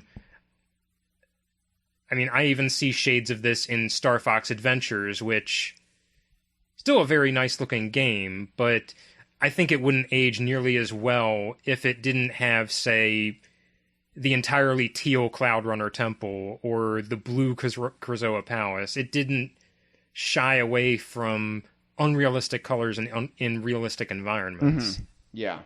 Yeah. And, unfortunately, I think a little bit of that is lost on the Virtual Console because all the N64... A lot of things are lost on the Virtual Console. Well, all the N64 games are just so dim on the Virtual Console. I have no idea why. I'm sure somebody out there could fill us in, or maybe you can, Cameron. I really can't speak to the emulation on the Virtual Console as far as color. I just know, as thrilled as I was to see DK64 on the service, it wasn't a good look for it to come after I'd already played Rare Replay, and yeah, once you've played like Blast Corps, Conker's Bad Fur Day, and Jet Force in like HD resolution with widescreen options on Jet Force, at least, it becomes how apparent Nintendo's options are bare bones in comparison.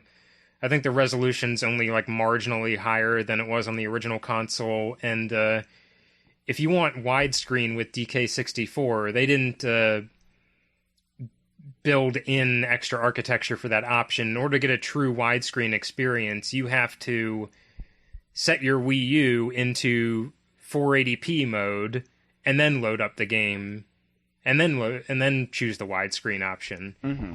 And you get a very blurry true widescreen. Yeah, I'm hoping Nintendo like fixes the way the N64 games look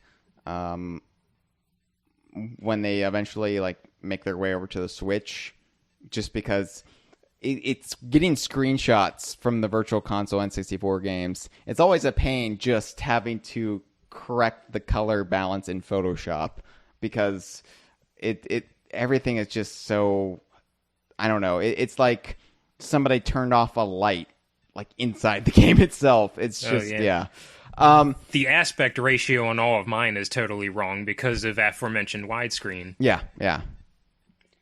Before we move on, I guess post-Rare, I did want to talk about the actual character designs in DK64 for the new characters, and how they started to get, I guess, less realistic.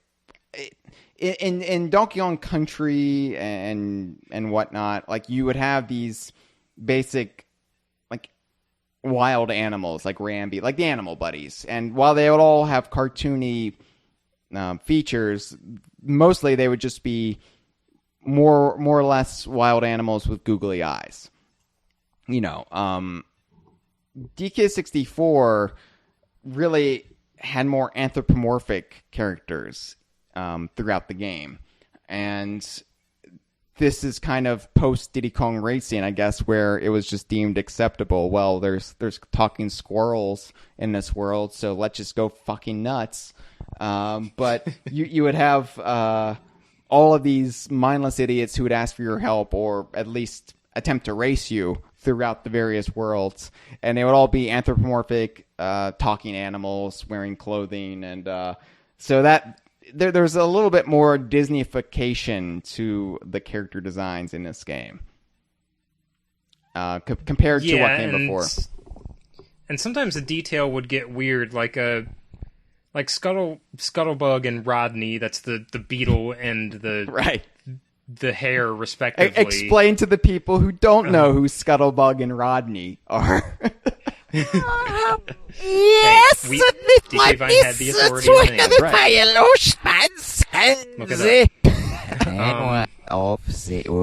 You'll need a Wayback Machine. Yes, unfortunately. They, unlike a lot of like N64 characters, their faces were kind of defined largely with textures. And the effect you get with that is they kind of like have this weird like quasi-human detail on their faces. Yeah. I remember Scuttlebug in particular. Doesn't he have like, I don't know, like lips on him? I seem to like vaguely implied like jowls or something, I think, and like half squinty eyes. Mm-hmm. Yeah. There's something about both of them that's like vaguely punchable, I'll say. And that may be because they're both frustrating as heck to actually race. Conversely, look at Minicar. I love Minicar. He's adorable. Yeah. When I think of like what may like exemplify like the biggest shift in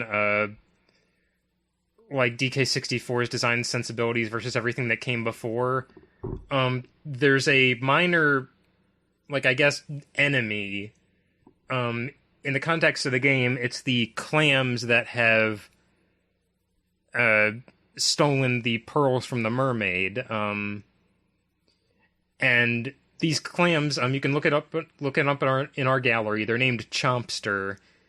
These are clams where the shell of the clam has been turned into like humanoid lips, and they are green and purple and have reptilian-y eyes on top, and big cartoon piano key teeth. Yeah. And you put that alongside Clambo from the first game. Well, and the thing is, I think they're called like they're labeled in our gallery right now as Chompster. I would make the argument they're actually supposed to be Clambo or some like how the Claptrap was in DK64, which. Heck, that's another case, right there. Yeah, like there's so many like drones, enemy drones in Donkey Kong 64 that are supposed to be like updated versions of enemies from Donkey Kong Country or Donkey Kong Country 2. Like, look at the Neki in Donkey Kong 64. Looks dramatically different than how Nekis looked back then. But it was just, I don't know if it was just a combination of just recreating it in polygons and just like kind of exaggerating certain features until you're left with something completely unrecognizable. And granted, Neki looks a lot better than the clams do as far as staying true to the originals. But yeah, like, why the giant chiclet teeth in the clams and the humanoid eye? It looks unsettling. There's nothing... Can you imagine if, like, Clump, we heard them talk? Oh, God, yeah. Anyway, yeah, I don't care what you expected Clump to sound like. You did not expect him to sound like that. No, that's we're actually working on a video right now that utilizes that version of Clump's speech patterns. So quite fun. I'm also thinking about the Shuris. I mentioned Donkey Kong Country 2 enemies are also used. Shuris they gave like mask to rather than just like relying on how they looked in like diving helmet mask. Yeah, and which why does an aquatic baddie need a diving right it's cute, but I don't get it. They got a little bit too cute. Like, part of the reason I love the design choices of Donkey Kong Country is they kept it simplistic and hewing closely to nature itself, where Donkey Kong 64 feels more like a cartoon. Which, yes, granted, these are anthropomorphic apes, the talk and whatnot, and dress and clothing, but it hews too closely to the ridiculous, where Donkey Kong Country like had that nice middle ground to it. It's one of the reasons... I don't even know if it's inherently ridiculous. It's just markedly different than what came before, and it stands out because of it. It's more knowingly silly, or at least wears that silliness more proudly. And for, I guess, people who are there starting with Donkey Kong Country, it feels, I think, more wrong.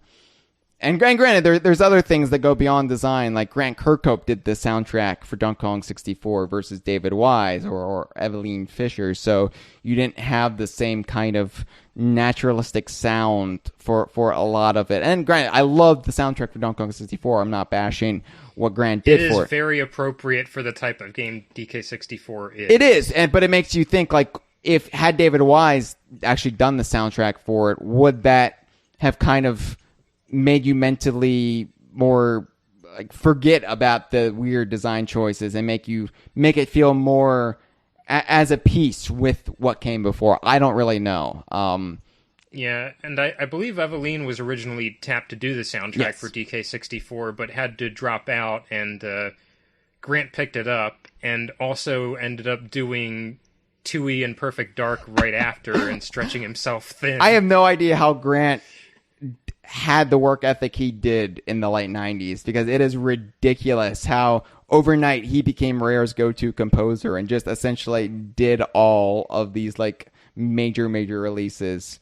It's kind of so I love the soundtrack to Donkey Kong 64, and it was very much appropriate for the game it presented itself as, but part of me wonders if the oddness of some of the character designs wouldn't have been paved over with one of the composers of the earlier games. But nonetheless, Donkey Kong 64 was kind of the end of the road, because despite Rare getting to dabble in Donkey Kong games with the Game Boy Color redo of Donkey Kong Country in 2000, and then post buyout with the Game Boy Advance remakes and Diddy Kong Racing DS, Microsoft did purchase Rare, and now Nintendo was suddenly in charge of having to come up with character models for these characters that up until this point Rare handled. Right, and they dipped their toes in a little bit with like Smash Brothers and such, but you always have a little bit of leeway in spin-offs, because those aren't Donkey Kong games. You can look like whatever the hell you want. Right. And up until that point, they only had Donkey Kong that they had to do. They didn't have, like, Diddy Kong didn't appear in any of these games. And then I believe in Super Smash Bros. Melee, we did have the trophies, but didn't Rare create those trophies in Melee, or is that apocryphal? Dixie's model was definitely rendered like something only Rare would have done. Okay. I believe Rare made a whole bunch of trophies for Melee, but Nintendo didn't end up using them. Yeah, there was something to that effect described in Scribes. And you also had like items cut, like the cloaking device, which was originally going to be a Perfect Dark item. Right. And I think it might have been in the Japanese version. I can't remember if it got excised or not, but I think it slipped through. I think if you change the in-game language to Japanese, it still says it's from Perfect Dark. I think like it even shows up in the credits, like as like item from Perfect Dark and DKC2 credit Rare. Mm-hmm. They definitely don't mention GoldenEye though, even though it's pretty obvious where the motion sensor bomb came from. Right. But anyway, so the GameCube era. We've had enough tangents with Smash Brothers. yes. I spent 3 hours last time talking about Smash Brothers. I need we need a break. So the GameCube era, Rare is more or less gone, although not really. And we had new people doing the models, and for a while we didn't really have much in the way of consistency. I'll let you explain this a little bit more in depth. Okay, so what happened when the Mario Cast made the switch to the GameCube? The Mario Cast suddenly had all brand new renders, and that necessitated a new Donkey Kong to fit around with them, and Rare was no longer in the house to prepare that, and something you started to see in the GameCube era was like a reconciliation between promotional model and in-game model. The line began to get blurred a little bit. Promotional models would still be more high-spec, but you definitely start to see more commonalities between them. And part of this is just speculative, but this meant when Donkey Kong's 3D rendered, I think the first one we saw like that was entirely either Nintendo or maybe Hudson created, considering which game this came in, was Mario Party 4. Mm-hmm. And I think as opposed to a NURBS render that there was only going to be used promotionally, the 3D artwork in this was entirely polygon-based, just like in the actual game itself. So, NURBS gone. You have hard edges visible on these models, and bump mapping is gone as well, at least on the character models. There's not a whole lot of bump mapping on the GameCube. Certain games do have it. You even see it a little bit in places in Star Fox Adventures. But it's gone from Donkey and Diddy. And Dixie as well. They end up using a completely different texture basis for the fur, which is more in line with how people traditionally render fur in 3D if they can't actually render it. Yeah. Which is a texture with lines on it. Right. This was also so. Donkey Konga was also around this time, which was the first attempt at a Donkey Kong game post Rare. So we had Donkey Kong and then Diddy Kong showing up in Mario games, starting with Mario Party 4 with Donkey Kong, Mario Golf Toadstool Tour with Diddy Kong. But we also, around this time, also had Donkey Konga, which went for its own visual style in-game and in the promotional artwork. The cell shading. Yeah, so they were kind of they were made to resemble Rare's old renders, but they were all cell shaded. And this is really apparent in like Donkey Konga 2, because you've got like Dixie Kong, who this was before Dixie Kong was kind of rebooted visually. Yeah, Cranky as well. You kind of see in Konga this oddity where, like, Donkey and Diddy had already been seen in other games, in Mario games, that established what they were going to look like from now on until another team had another go at them. Mm-hmm.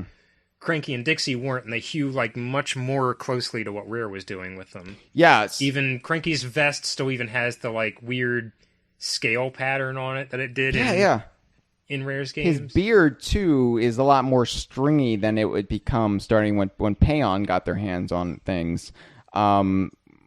Cranky would get what we call the ice cream cone beard, which, you know, it's looking better now, but for a while it just looked like soft serve vanilla ice cream.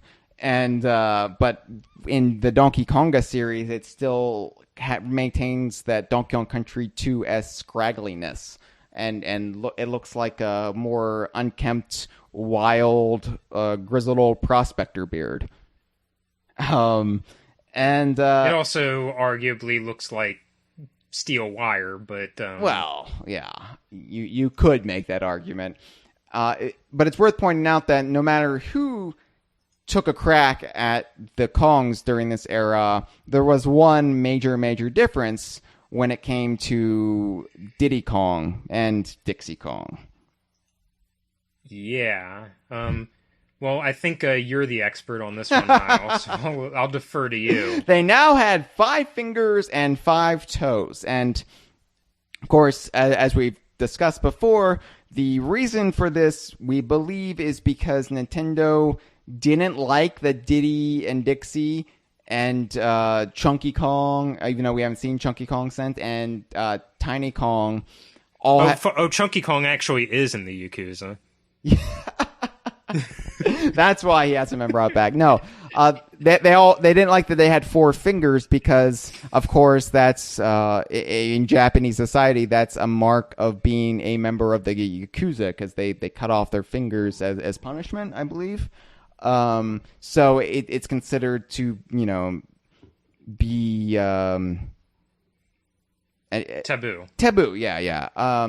So and it's something that I think I've noticed, like only mammal characters and good-natured characters can't get away with the having 4 fingers.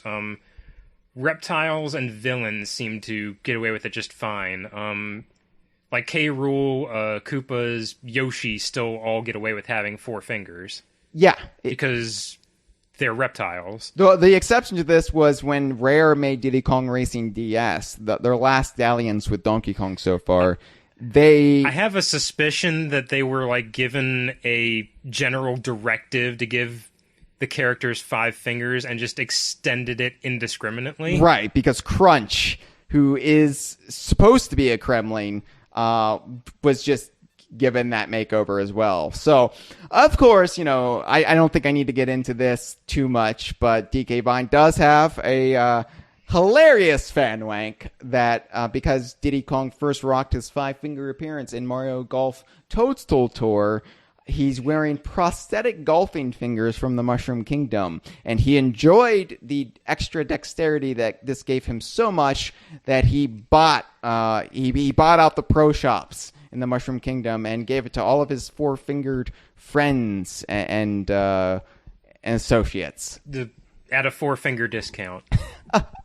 Which it's funny because in the promotional campaign for Mario Golf Toadstool Tour, you actually have a pro shop in the Mushroom Kingdom, and you've got the Mario's gloves being sold. So we've had quite a bit of fun with that. Saying those are the. There's an interesting wrinkle in that, though, and I think it's something like I think I pointed out honestly, not to be all weird and self-righteous egotistical about it, but if you look closely at the trailer for Donkey Kong Racing and the screenshots from the feed of that trailer, it looks like this was a directive that was happening whether Rare left or not, because Diddy Kong has this same 5-finger 5-toe thing going on in that trailer. Interesting, yeah. Which wouldn't surprise me if you know, what this like eventually up because it clearly like upset Nintendo enough that they clearly like changed it when they finally got their hands on the character. I wonder if it's because this was at the point where in-game graphics no longer obscured the detail enough. Maybe Because Super Nintendo, as we've established, you couldn't really see anybody's hand well enough to notice.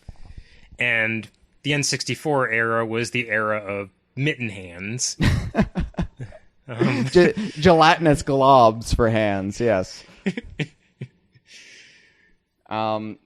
It's also, I guess, worth noting, which we haven't done to this point, how Diddy's pupils and eyes shifted. Oh, yeah, that's right. We didn't even go into this on Diddy Kong Racing, and that was kind of the defining change for that character. Yeah, Diddy got blue eyes in Diddy Kong Racing. Which, I don't know if it's because... why would they give Diddy Kong blue eyes? I don't really know. It... Honestly, it may have been a move to bring him in line with the rest of the cast, which largely did have multicolor eyes, and in a way, it kind of justifies his like in-game color scheme being red and blue, which, like, this is a tangent, but I would have loved to see like carry over to like the Mario games he appears in, so he wasn't saddled with brown and yellow all the time. Yeah, I like how our characters always get stuck with poop and pee color schemes. Just like the official the Donkey Kong colored controller that you could get for the Wii U. Yeah, like it's nice that Donkey Kong had a dedicated product, but I never felt like I could justify purchasing it because it's a brown controller with flesh-colored joysticks and buttons, I believe, and it just felt like I can't buy this because I'm just going to feel like I'm giving Donkey Kong a chest massage. It's you're going to design an Xbox controller in that color scheme. You're going to shell out the money and order that because and have a X-Boy Dungeon printed in silver lettering across the front. You know what? That's actually something I've been debating whether to go in on one of those controllers, but I haven't figured out what color scheme I want. Maybe I'll just do that so I can feel like I'm rubbing DK's nips while playing Sea of Thieves. Anyway, so he went to the like Aryan Blue Eyes in Diddy Kong Racing, which carried through for the rest of the N64 era, and then when he debuted in Mario Golf Toadstool Tour, the color was stricken from his eyes once more, and he was back to just dark pupils. Donkey Kong got brown eyes. Diddy went back to black, which is strange. Yeah, but he also this was also the era when the Nintendo logo on his hat finally made its way in-game. On its in-game models, they were finally... Because even in the N64 era, his in-game models didn't say Nintendo, which, because that would be just too, I guess, fine detail. It would just be a blurry texture. Right, so it wasn't until Mario Golf Toadstool Tour that he actually had the Nintendo logo on his hat. All right. Just in time for Dixie's rare logo to disappear. Right. Which never actually made its way into an in-game model, ever. So, too bad. All right, well, Jungle Beat was, as you said, a fork in the road for character design. Yeah, a real fork you to what came before. So this is where they tried their hands for the first time at the realistic fur that Rare did so well through Star Fox Adventures on Nintendo platforms. Didn't really come out quite as good. This is what we call the blow-dried pubic hair look. Yeah, this always reminded me of, like, I'm just thinking of a really obscure reference. The scene in Oliver and Company when the cat's hair gets like blow dried and he just looks like a big poofy mess.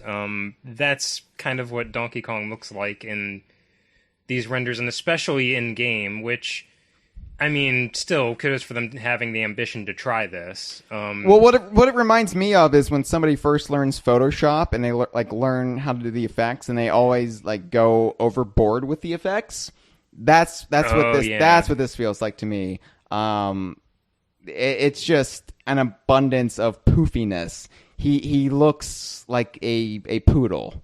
And that would be maybe okay if the fur hadn't been like severely darkened. So he goes from the more light brown fur. And granted, his fur was darkened from Donkey Kong Country to Donkey Kong Country 2.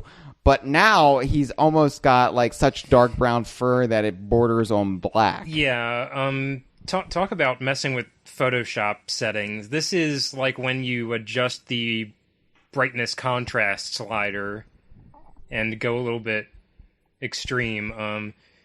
The color, his fur got a lot lighter, and his fur got a lot darker, and his skin got a lot lighter, which kind of didn't make sense to me. This was something that happened to a Daisy when they moved to the GameCube era as well. You have a character who lives on a tropical island and a character who lives in a desert, and they have bleach white skin in your latest game for some reason when they didn't before. Right. Yeah, I guess we have to like retroactively consider Daisy to just have had a tan in the original Mario Tennis for the N64, because she definitely isn't rocking that look going forward from the GameCube era. But yeah, DK looks like he just gave blood or something going into Jungle Beat. No, and he was ready to take some back. Yeah. Give this guy a cookie, for Christ's sake. So let's talk about the other character designs, because we can't talk about any reoccurring characters besides maybe the banana. Jungle Beat... I have a hard time nailing down what Jungle Beat does. I mean, you can go into the characters a little bit. Well... like, they're all original characters besides Donkey Kong and the banana.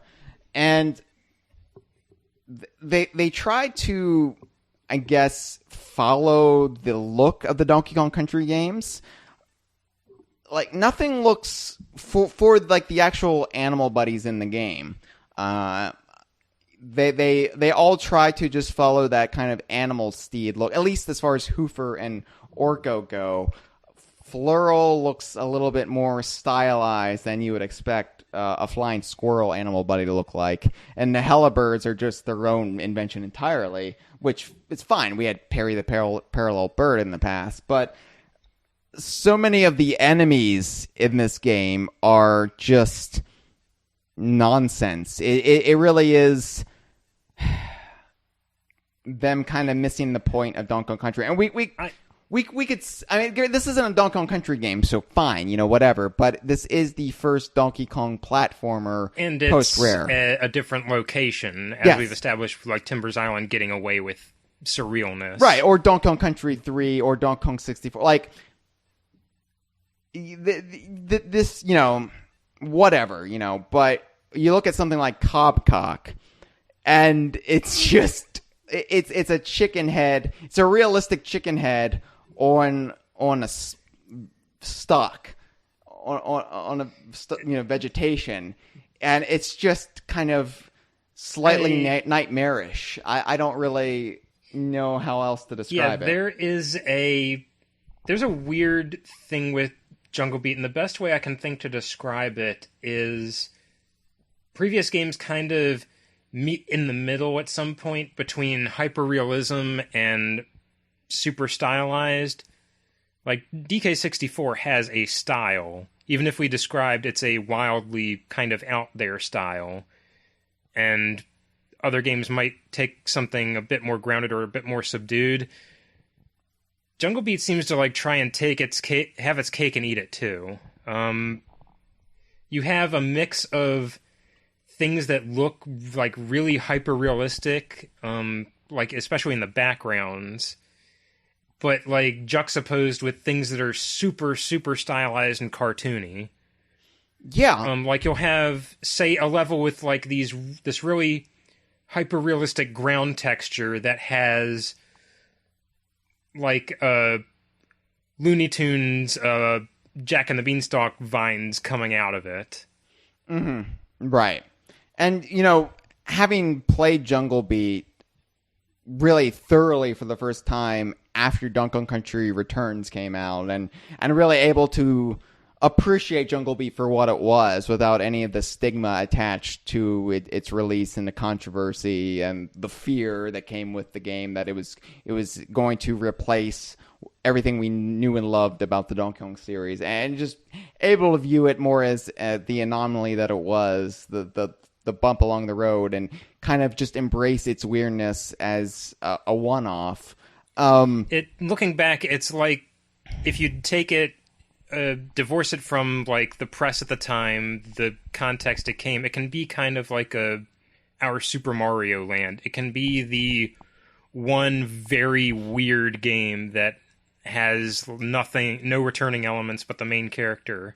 Yeah, and the environments more or less work. It feels like it's part of Donkey Kong's world. You just get these then just like flights of fancy, these almost like drug-induced visions throughout the game, and it's something that looks like Donkey Kong Country at a glance. Well, at a very, very distant glance, considering a lot of the game had this ant farm aesthetic to it, which... Yeah, we'll get into that. Yeah, well, you can go ahead. I keep cutting you off. Oh, no, it's fine. It's fine. I'm worth cutting off most times. No, I mean, it's... I like a lot about Jungle Beat's art direction, and I dislike a lot about it. But at the very least, I can accept it all now for what it is. And I don't hate any of it. I mean, obviously, DK Vine has embraced Copcock even, which was like the go-to thing to point to for how atrocious Jungle Beat was back in the mid-aughts. It's telling that when you guys made the hyperbolic corn monster character, the fake render of a fake Jungle Beat enemy, I legitimately thought that was a real thing for a while. Yeah, the winged corn monster, where we just took an actual like image of corn on the cob and added wings to it, and then added like gills and like a fish fin or something. But it's just that's the kind of design that Jungle Beat was obviously full of. I was not as attentive to character renders back then as I am now. No, I believe Ozzy, Ben, and I whipped that up. Just like, let's really just go overboard with this and come up with something that people would believe would be in Jungle Beat based on the nonsense we're seeing so far.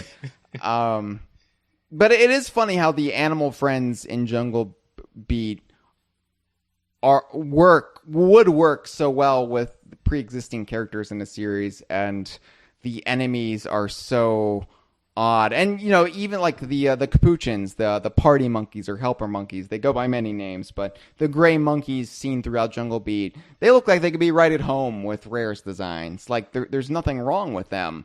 And the enemy Kongs, the Kiss Kongs as we call them, they're a little bit more Eastern influenced. I mean, obviously the Karate Kong, Sumo Kong, but they still work pretty well with Rare's Kongs as well. But then you've got like Copcock, you've got the like just weird like fish enemies, you've got just weird like monsters throughout the game that do not feel like they're part of Donkey Kong's world. And granted, this takes place in the faraway lands, far removed from the existing islands seen in the Donkey Kong games and various spin-offs. But it's like they were throwing everything at the wall to see what would stick, and they had no real confident vision for Donkey Kong. and its world. Like they cribbed some from Rare. They went off in their own weird directions, but there was no tonal consistency. Even Donkey Kong 64 had a tonal consistency. So yeah, and then of course the ant farm look of the game benefited the gameplay, like the controls, the bongo controls, like the way Jungle Beat played. It makes sense when you play it. It just looks visually ghastly when you're looking at screenshots. Okay. So I don't really have anything else to say about that. More cactusy. That's kind of a deep cut. That you only get if you've beaten Jungle Beat. Let's go to King of Swing. Let's move this along.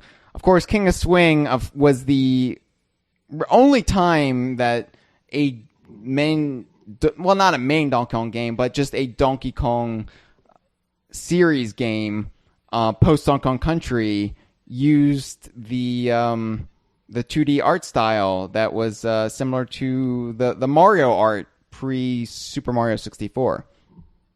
Yeah, the like I always call it like the Katabe style, because that was Mario's principal illustrator. But it's a lot like that, and this kind of established a 2D look for Donkey Kong, and I wouldn't mind seeing it come back at some point. This was kind of a really interesting experiment to see how somebody would translate Rare's designs into a 2D image and not just look like a rotoscope 3D model. Yeah, and I remember, it's funny, you would think DK Vine would have been resistant to this, but we quickly embraced and loved everything Paon was doing with King of Swing and the art direction. And it really did strike a chord with some members of the DK Vine community, so much so that, you still see King of Swing styled art and character recreations in the King of Swing style to this day. I mean, I can at least say personally, it was a big influence on my visual sensibilities, and I think Michael Peterson, M-Dog, would probably say the exact same thing. Yeah. If you look at things either of us have done drawing the Kong family, you'll see inspiration from this game. Yeah. And this was also the first time we got a lot of the standardized looks for the Kongs and the supporting cast. It was funny, we got it in a 2D art style versus 3D models. This is Candy Kong. This was her current look. Dixie Kong. I mean, this was where we first saw Dixie's new look, where they tweaked her face a little bit. They removed her knee pads. They kind of made her beret slightly more rounded and less angular. Yeah, I have some kind of theories as to what happened here, and I have no supporting evidence, but it's something I am curious about. Okay. As we've kind of touched on, Dixie, Funky, K. Rool all kind of have small alterations to their designs made in King of Swing that have stuck around, and I'd say in the case of Dixie, the main things that got changed were, for her King of Swing design, were her knee pads were gone, and along with some finer details, her face was made a slightly different shape. A change that didn't stick around was they got rid of the tied portion of her shirt in King of Swing and brought that back later. It was just a regular tank top in King of Swing, which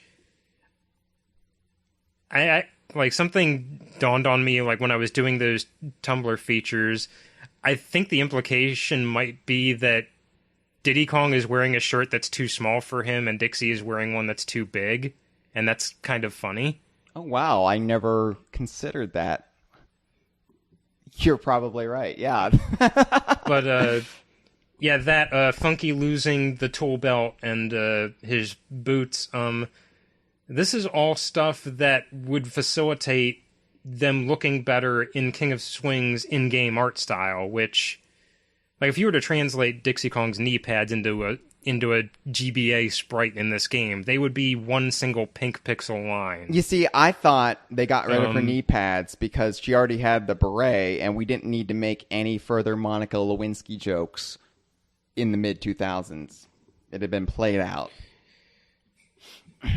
Is this? But hello? yeah, what Okay. I have to wonder is, did they make those alterations specifically for King of Swing with that game in mind, and then they just got adapted into Paon's other titles, and then by extension everything else, and the thread as to why was lost? I honestly don't know. Because I don't know, because I don't know if Paon like had the artistic liberty to redesign those characters for Nintendo, or if it was directed by Nintendo to we need new standardized looks for the Kongs. I don't know if what was the chicken and what was the egg. Right. Yeah, because we don't know if they were given the directive or they just became the standardized models because Paon was the only body doing anything with these characters at the time, with the exception of some overlap with Namco. Right, or Rare, because you for that had matter. like Dixie's, you had like an older design of Dixie make it into the first Mario baseball game, and then by the time the second one rolled around, they updated it to reflect Paon's model. Right, that is true. So yeah, a lot of characters were in flux right now. Like Diddy and Donkey were never in flux. Like as soon as the buyout happened and the GameCube era, kicked off for these characters, I guess with Mario Party 4, you had more standardized looks for them up until like Jungle Beat, which then created like a this alternate like poofy haired Donkey Kong. But Diddy more or less stayed consistent throughout the GameCube era. But yeah, Dixie, she kind of had like her rare look, her more rare style look, and then the Paon look, all kind of cropping up at the same time. So kind of like a Schrodinger's cat kind of situation. But yeah, I mean, whatever the case may be, it did simplify and strip down these characters to kind of core design elements versus the more detailed, visually busy looks of the old Rare renders, which, I prefer, but you're the design guy, so, I'm to understand that simplicity is usually better, especially with cartoon characters. It ages better, I'd say, especially in video games, and there is something to be said about the visual strength of it. Mm-hmm. I mean, to this day, I love the heck out of how King of Swing looks. I would love to see more 2D interpretations of the Kongs. I always get a kick out of it when I see them. Oh, Wrinkly Kong, by the way, Wrinkly Kong, she looks like she's wearing like a nightgown and like a cap for her hair to sleep with. Yeah, I wonder if that's because Wrinkly's hair was just this kind of vague, like wire rendered fuzz that went out everywhere. Right. And this was an easy solution for that. But it also throw a hat on her. It also makes me think this is what she wore on her deathbed.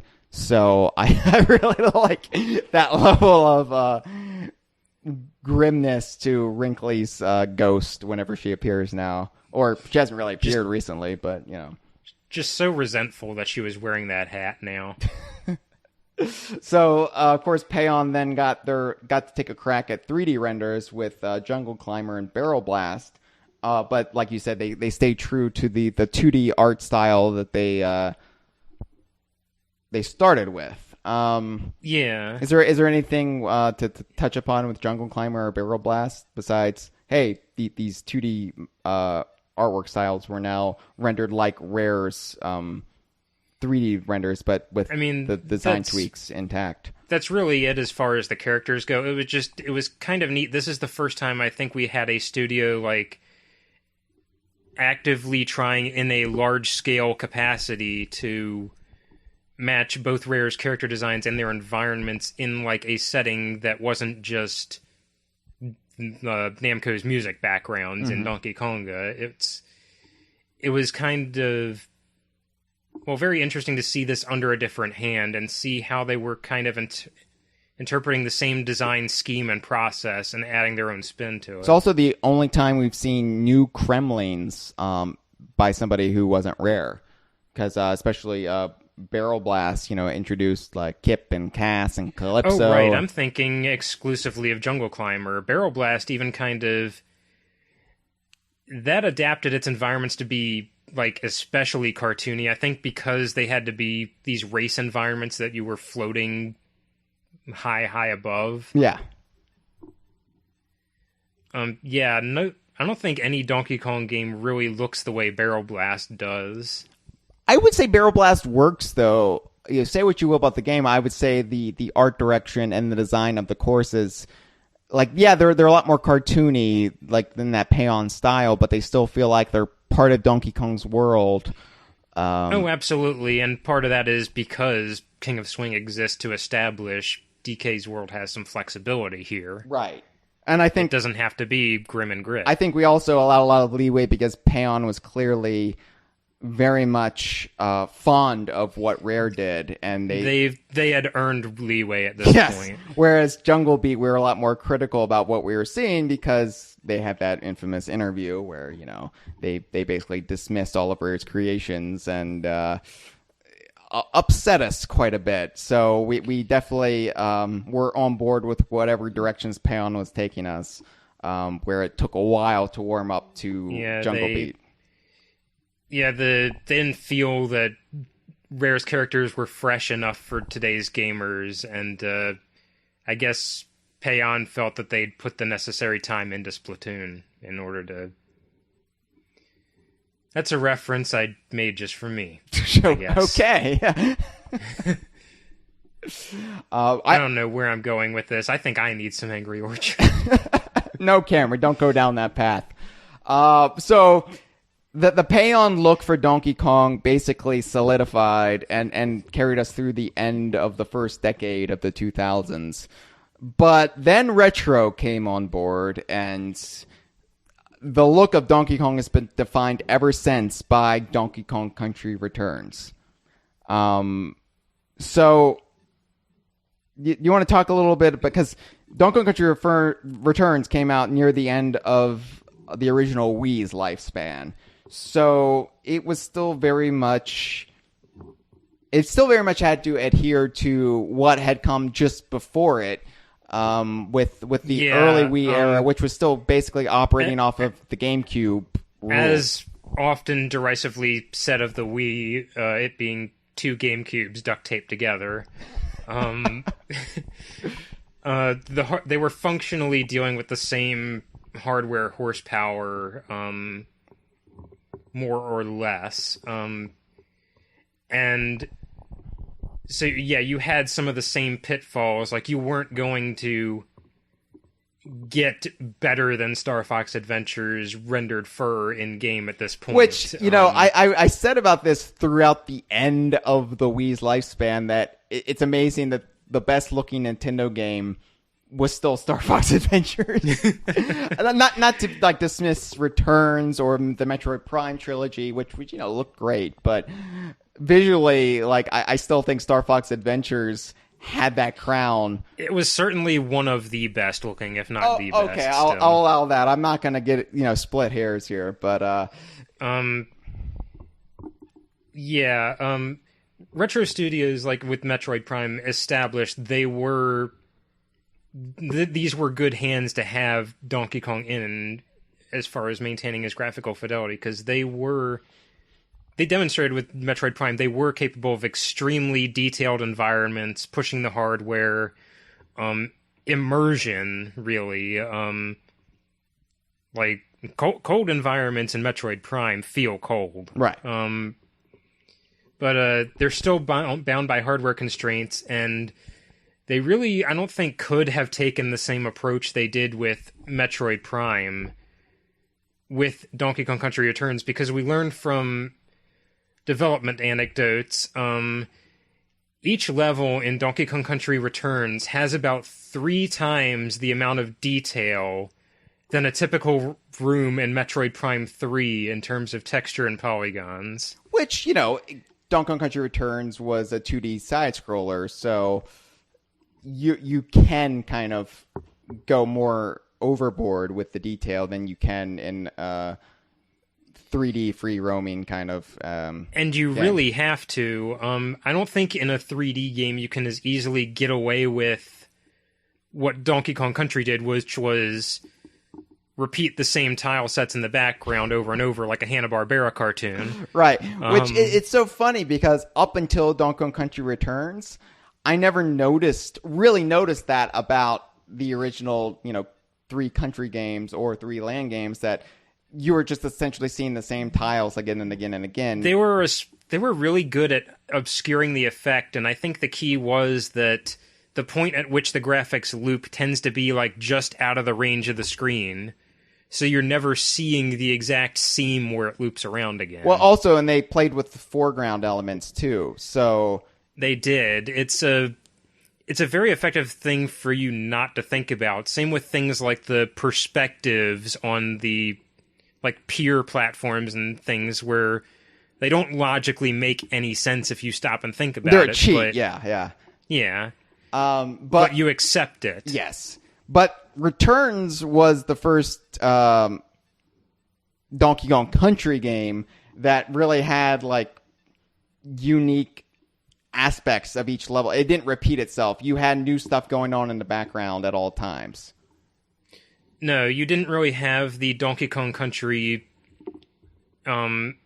method of same level assets between levels, which granted Return still did because common archetypes. Right. But where DKC would recolor the backgrounds a little bit to give everything a visually distinct thing.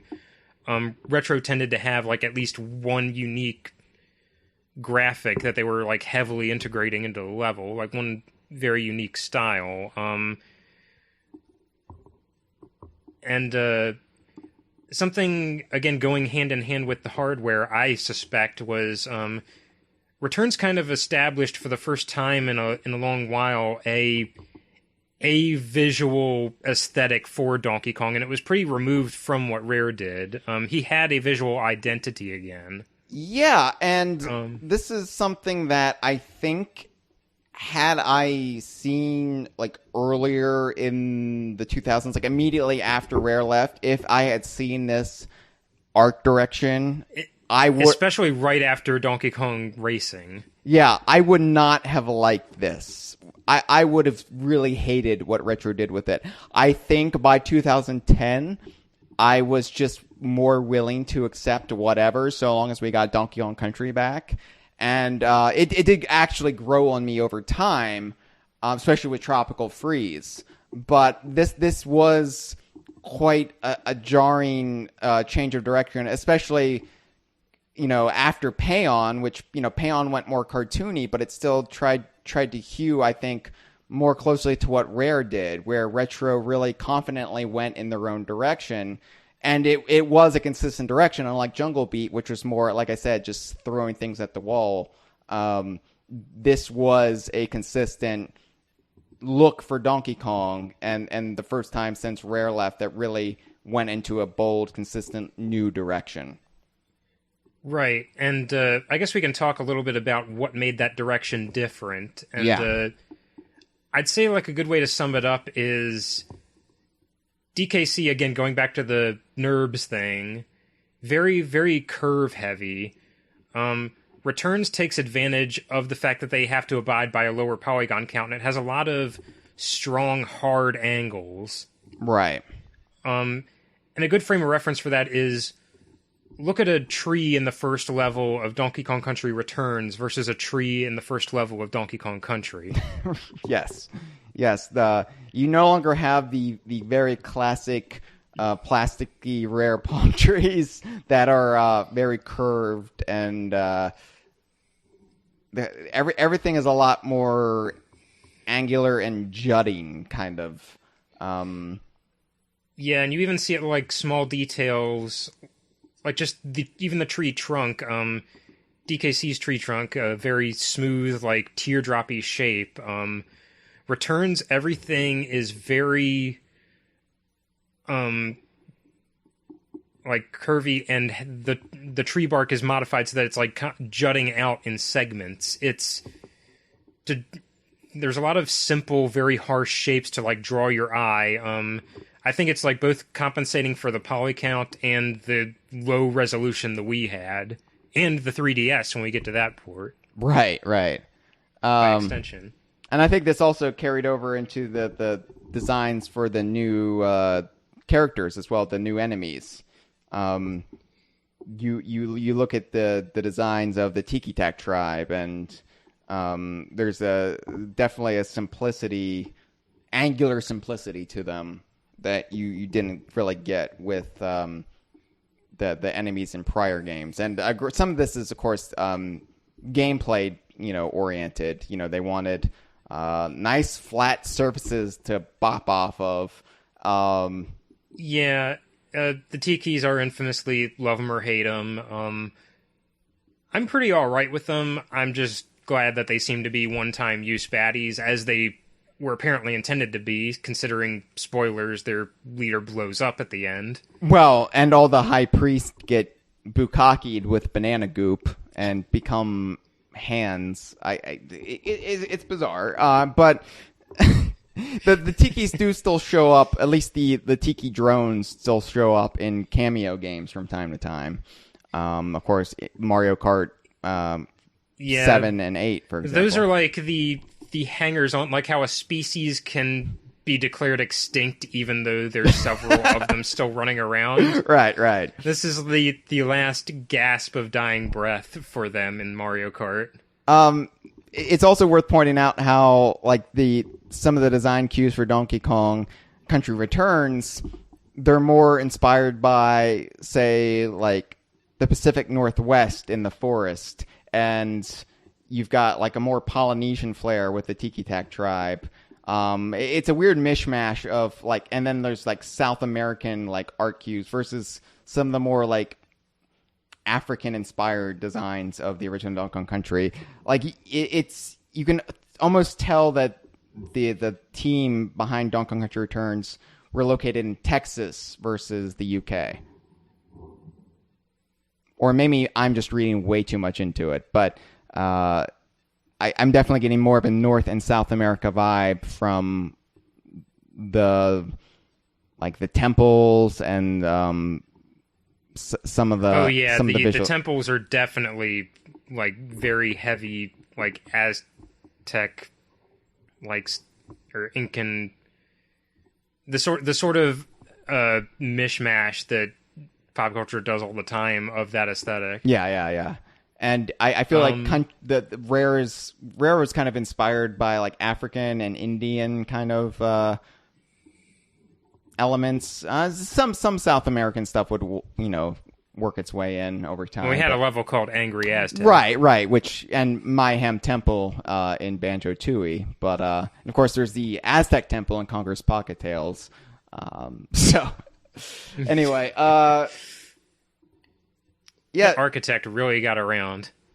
Let's talk about quickly talk about the character designs for the Kongs, because while, like, Cranky still was operating off his Paon design for the most part, Donkey Kong and Diddy Kong kind of got visual upgrades. Yeah, Donkey Kong did some lifting for this game. He has, like, big, long, beefy arms in this game. Right. Meanwhile, Diddy Kong now has his a jetpack backpack, which is only an element in the retro games. Like, it hasn't really made its way into the cameo games, but he's got a unique jetpack backpack, obviously inspired by Super Smash Bros. Brawl, which was, in turn inspired by Donkey Kong 64's jetpack. But this resembles its own thing. It's only got one jet coming out the back, and is this the game where Diddy had his new Nintendo hat, or did that not come until later?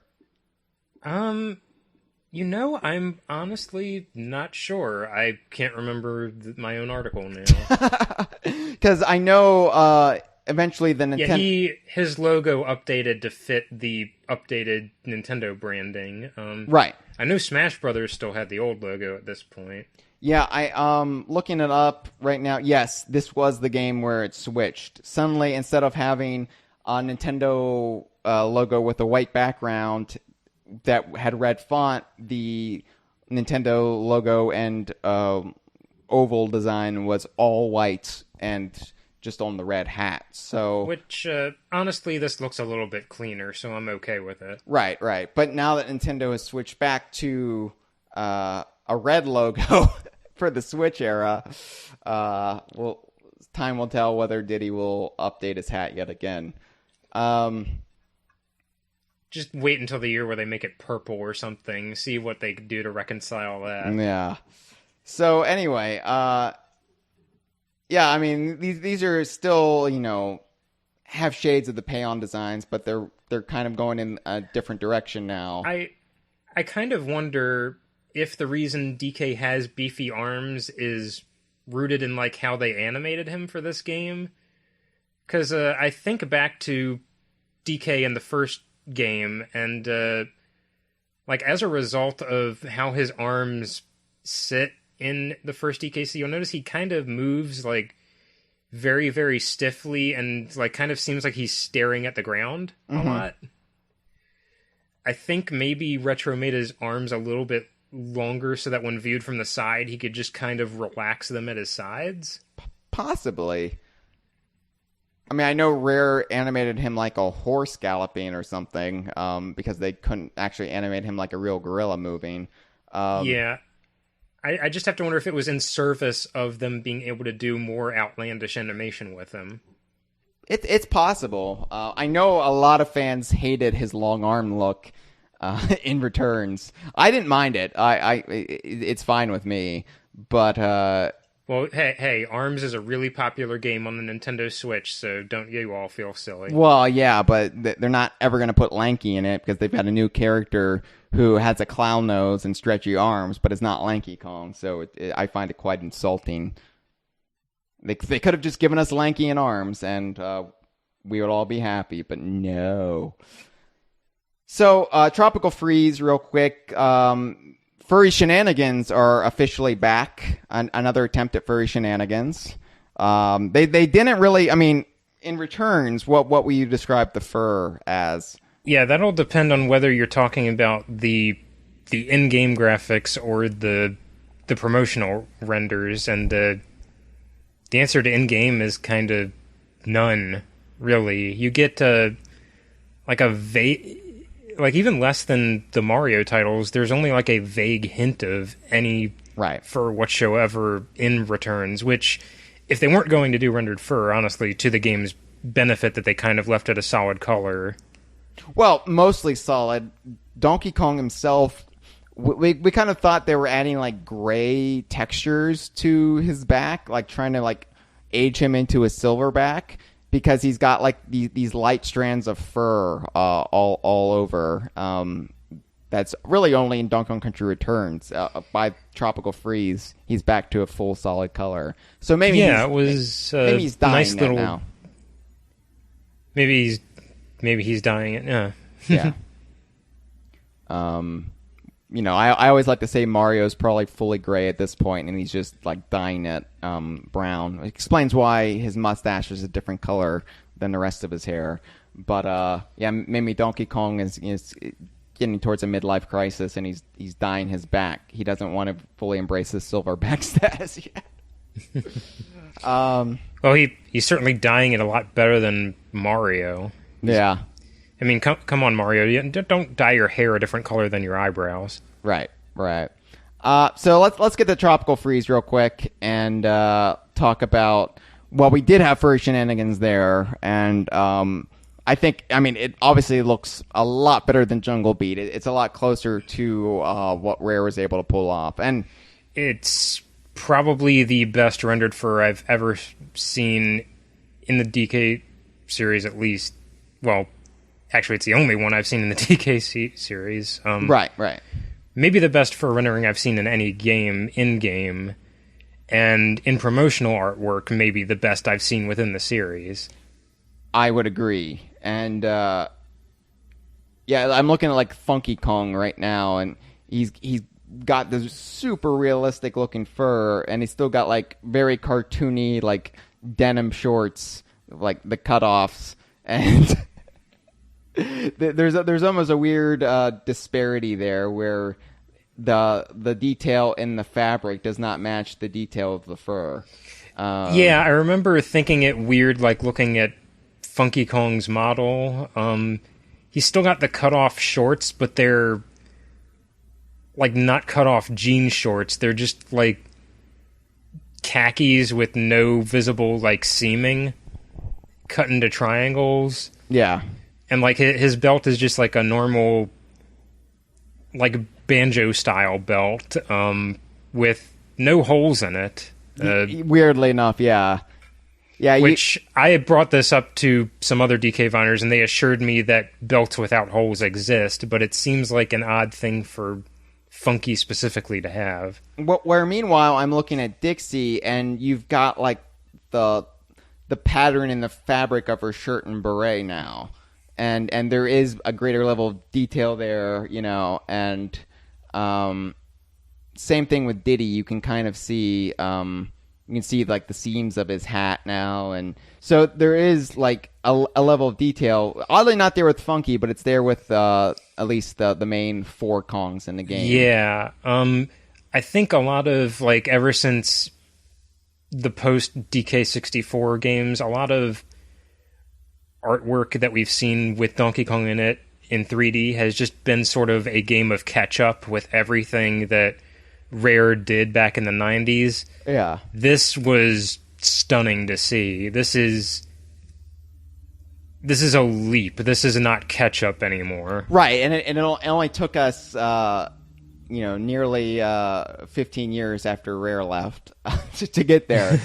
I'm looking at Cranky, and you know it's interesting. Cranky is he's got gray in his normal fur. It's not like completely gray like Wrinkly was in DKC3, but he's got like patches of gray with the brown. Right, really, and really cool. They've reconciled the ice cream beard and the like actual hair beard in a really, really smart way. Right. Where they've maintained the cartoony shape, so he's strong in silhouette, but it actually looks like human hair and not a clump of Cool Whip. Right, which I still prefer Cranky's look from DKC2 through Donkey Kong 64, but at the very least, this is acceptable enough. And I can at least love this as well.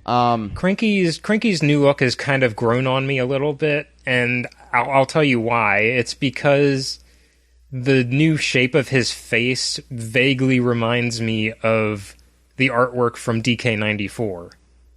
Yeah, I can see that, actually. I've never really put that together, but you're right. I don't know if that was intentional or not. It may not be, but I'm calling it a happy accident if it wasn't. You know, where would DK Vine be without happy accidents? Like, seriously, the continuity of the Donkey Kong series is basically one big happy accident in that nothing really contradicts itself too much that can't be reconciled away. Let's talk about, real quick, some of the new character designs in Tropical Freeze, because I think the case can be made that there is more overt Rare style inspiration in Tropical Freeze's new characters than there were in the new characters in Returns. Oh yeah, first and foremost because the baddies are animals this time, and not just the like possibly unaligned flora and fauna, but the actual anthropomorphic villains. Right. Like there were animal baddies in Returns, the brainwashed animals of Donkey Kong Island that serve the Tiki Tak tribe, and yeah, I'm including like the drone characters like the Ox and whatnot. But Tropical Freeze has the Snowmads, anthropomorphic, Viking-esque which Arctic animals. If I can go back on a tangent, since we never talked about the standard animals in Returns, you see a marked shift in this game as well. In fact, I think there's like a discussion on the DK Vine forum now, getting into this. M-Dog calls attention to it, how they've kind of shifted design schemes a little bit for the unaligned, I guess, or the non-explicitly snowmad baddies is they've kind of moved toward the scheme of they're normal cartoon animals, but they're wearing some sort of clothing accessory, which kind of ties them into what the Kongs themselves are doing. Like, and I apologize, I can't remember the Tropical Freeze baddie names well enough, but like the dodos wearing life preservers, the turtles wearing flight helmets, the mosquito wearing a monocle. What's interesting is it's only the baddie versions of those animals that are, which I guess were trained by the snowmads or whatever. If you look in the background, you'll see dodos or those turtles wandering around in the background, but they will not be wearing that distinguishing clothing. So it kind of sets just the wild native animals apart from those that are actually working to harm the Kongs. The snowmads are very, very conservative and want them to cover up. No, it's just, hey, I think our this animal might be a little bit... Hide the shame that is your right eye. I think this animal might be a little bit nearsighted. We could really, really stop the Kongs if we just gave them monocles. Vision tests for all of these wild animals across these islands. But yeah, I look at something like Bashmaster, who was the boss of Juicy Jungle, and it looks just like a bear Rare would have designed. Yeah, that is a character I think like signifying the change in direction between the two games best. There are a lot of like really surreal animal characters in Returns, like some that like move especially cartoony, like what is it, Colonel Pluck? Am I saying that right? Yeah. Yeah, who's a very cartoon chicken, very stylized, and then fantasy creatures like Mugly, Thugly, and Manga Ruby. Bashmaster is a hard veer in the other direction, where he just looks like a photorealistic bear with slightly more cartoony eyes. Which, when Bashmaster... Even more so than the DKC3 bears. Yeah, when Bashmaster... When Bash... Say this slowly, the Angry Orchard is really having its fun. When Bashmaster was first revealed, he instantly became a favorite in our community. And you can clearly see why, because he really does tie into a kind of DKC3... kind of Banjo-Kazooie aesthetic, but he's more fearsome looking. In a way, he kind of reminds me of the Jungle Beat Kongs, and that they're taking a more friendly design and making it slightly sinister.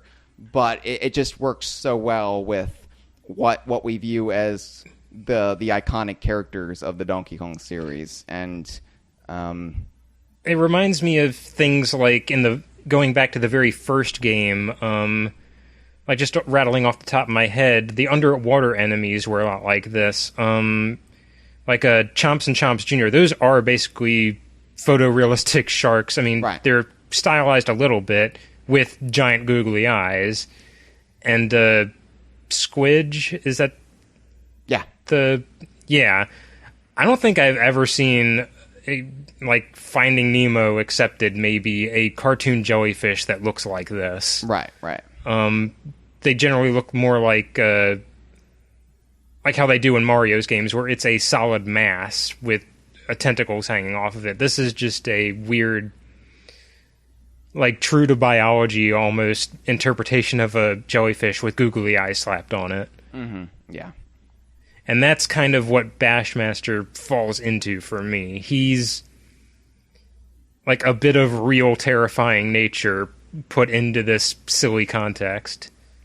For the Snowmads themselves, like not really even getting to like their designs, but more their sensibilities. It's clear Retro studied the Kremlings. Like they took the criticism from the fan base of the Tiki Tak tribe to heart, studied the Kremlings, and tried to reverse engineer what made the Kremlings successful, or at least beloved by Donkey Kong fans. And in turn, they get sort of this nice middle ground. I mean, arguably in some cases stronger than the Kremlings. I wouldn't Now, I would not dare say I don't want the Kremlings back. Bring them back. You're walking a tightrope here, Cameron. Well, the thing is with the Kremlings, if you think aspects of the Kremlings' designs are weak or ill-suited to the gameplay, just design a different Kremling and just design a crocodilian creature. Put a K in for the front of the name. You've got a Kremling. I think a lot of people miss that about the Kremlings is people aren't necessarily expecting critters and clumps and Krushas to be back. They just want Kremlings, and they can be brand new because the Kremlings did basically change with every game. Yeah, that's pretty much the only constraint you have to work with. They have to be some vaguely crocodilian creature, and their name has to have a K in it. It doesn't even have to start with a K. Like Recoil. Right. We're fine with that. Bazooka. Anyway. But anyway, what I was getting at is they kind of split the difference between what worked about the Kremlings and what worked about the Tikis, and they communicate their gameplay mechanics as well as function as a funny cartoon animal. Yeah. That can come off as a character more than... I guess the Tikis kind of come off as a little bit robotic at times. I mean, obviously they are artificial by nature. They're anthropomorphic instruments. So, yeah, there's always this just kind of disconnect with the Tikis. They felt more like blunt, like obstacles to overcome versus... characters who could be amusing on their own merits. And like the Tucks in particular, they just have so much personality, especially when they get overwhelmed, like when they get caught in the tornado, and they're just screaming in terror as they're getting blown across the screen. Like that's great. That's just great. It's funny to see an enemy grunt that is very evidently in over their heads. Right, and there's no pretense that they're any kind of threat. And that's also like just taking a page from past Donkey Kong enemies, like Cutlass. Just that they are the guy going. They are the guy emptying a clip into Superman. Just right. You haven't got a prayer.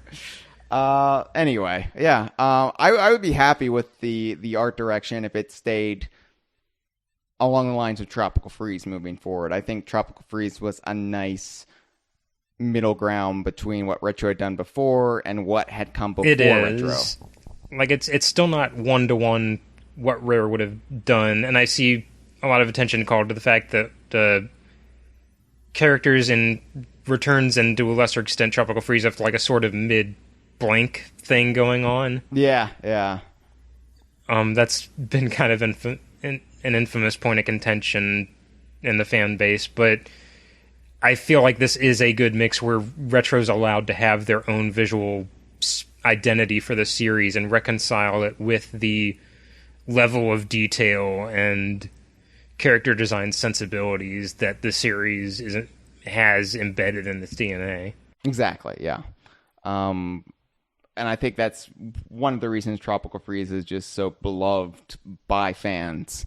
To the degree that, they never even took to Returns.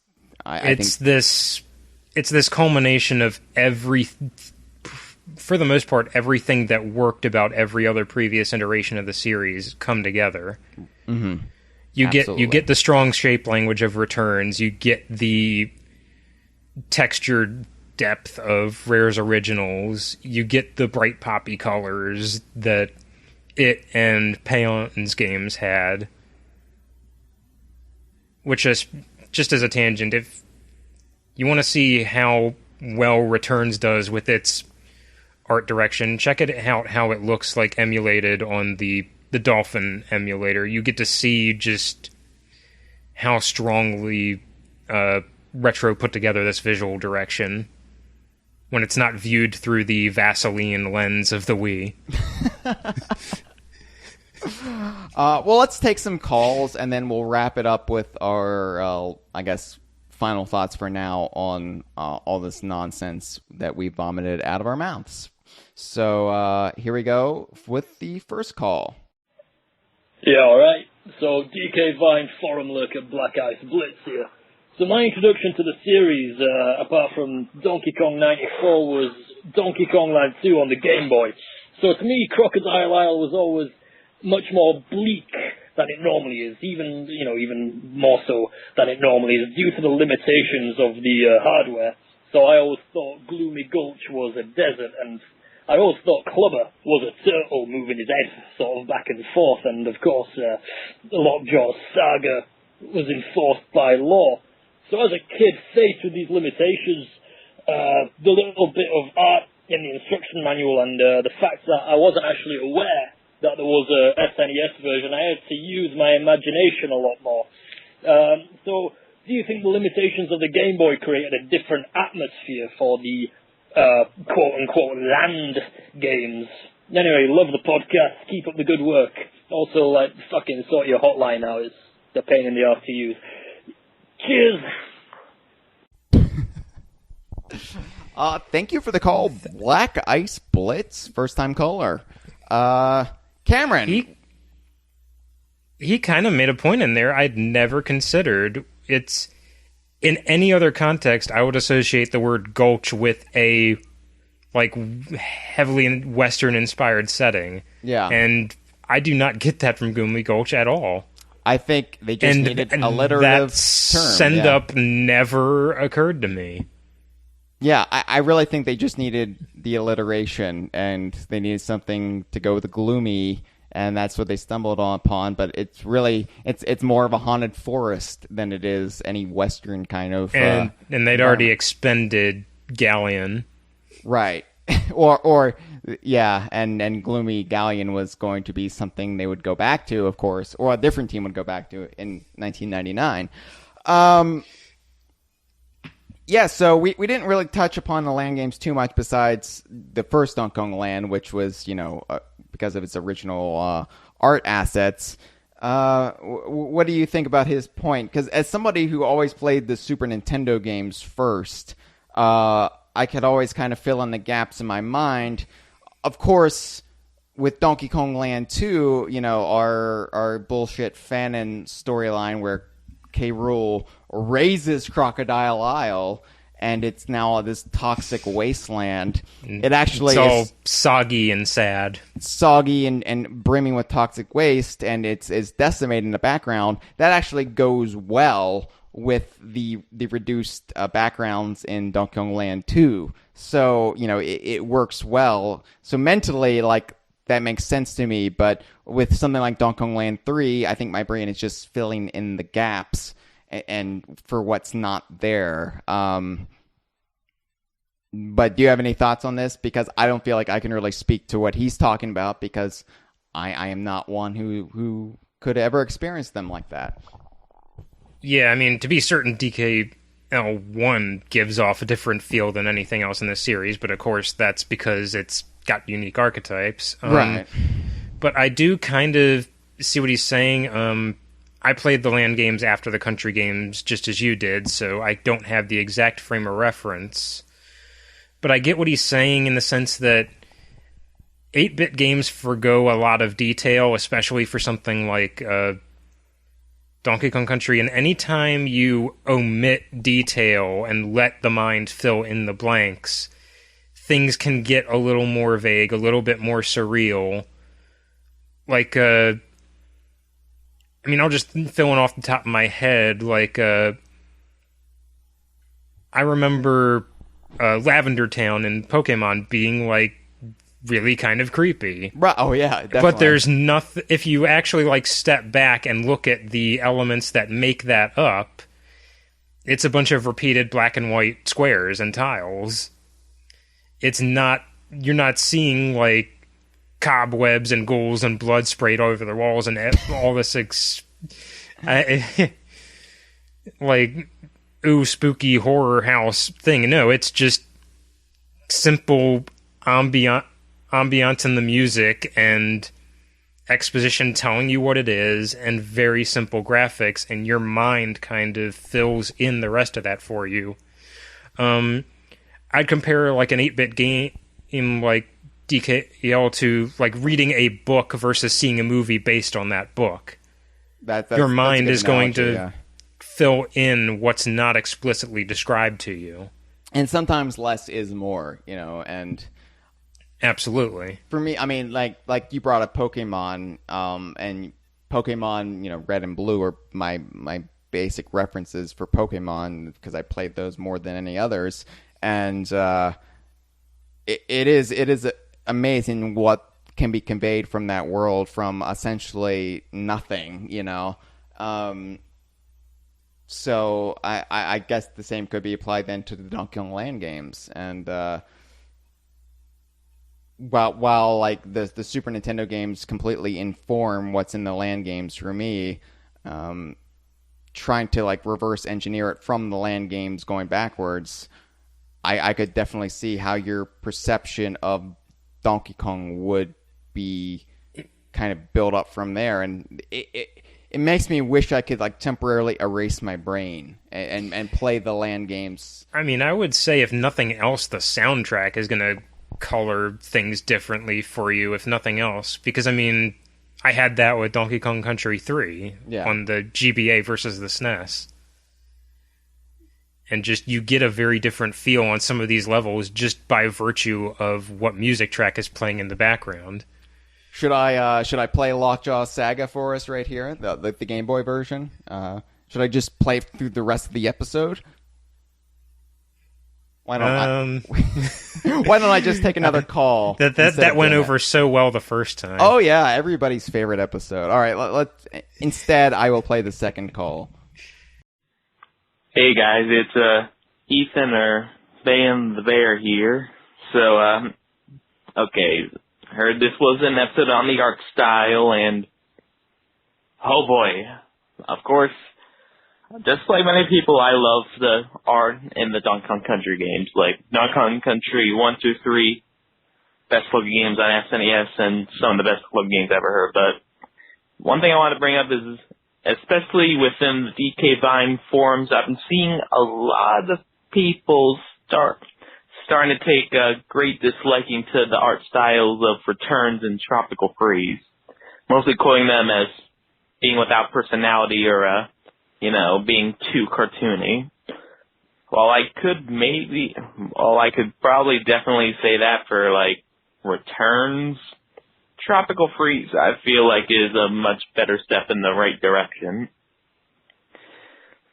Like, Returns just felt kind of a little too, I guess, just cartoony, I guess we'll just go with that, but Returns felt like a much better step. It felt a lot more natural, not exactly still like realistic or naturalistic like the old games, but still looks really nice. Looks basically like I would expect a Donkey Kong game to for the most part. But yeah, I was just wondering what you're thinking about these opinions going around. Personally, like if we get a new Donkey Kong game on the Switch, like I could definitely go for a more naturalistic or realistic quotation marks style, like the old games, or more like them, like some people seem to be wanting to happen. Personally, I would definitely not mind another Tropical Freeze style game. I mean, that game looks beautiful and probably the best looking game on the Wii U in my personal opinion. So, yeah. Bye. Bye. Thank you for the call, Van Bear. Well, we just went over Returns and Tropical Freeze and how much we do adore Tropical Freeze.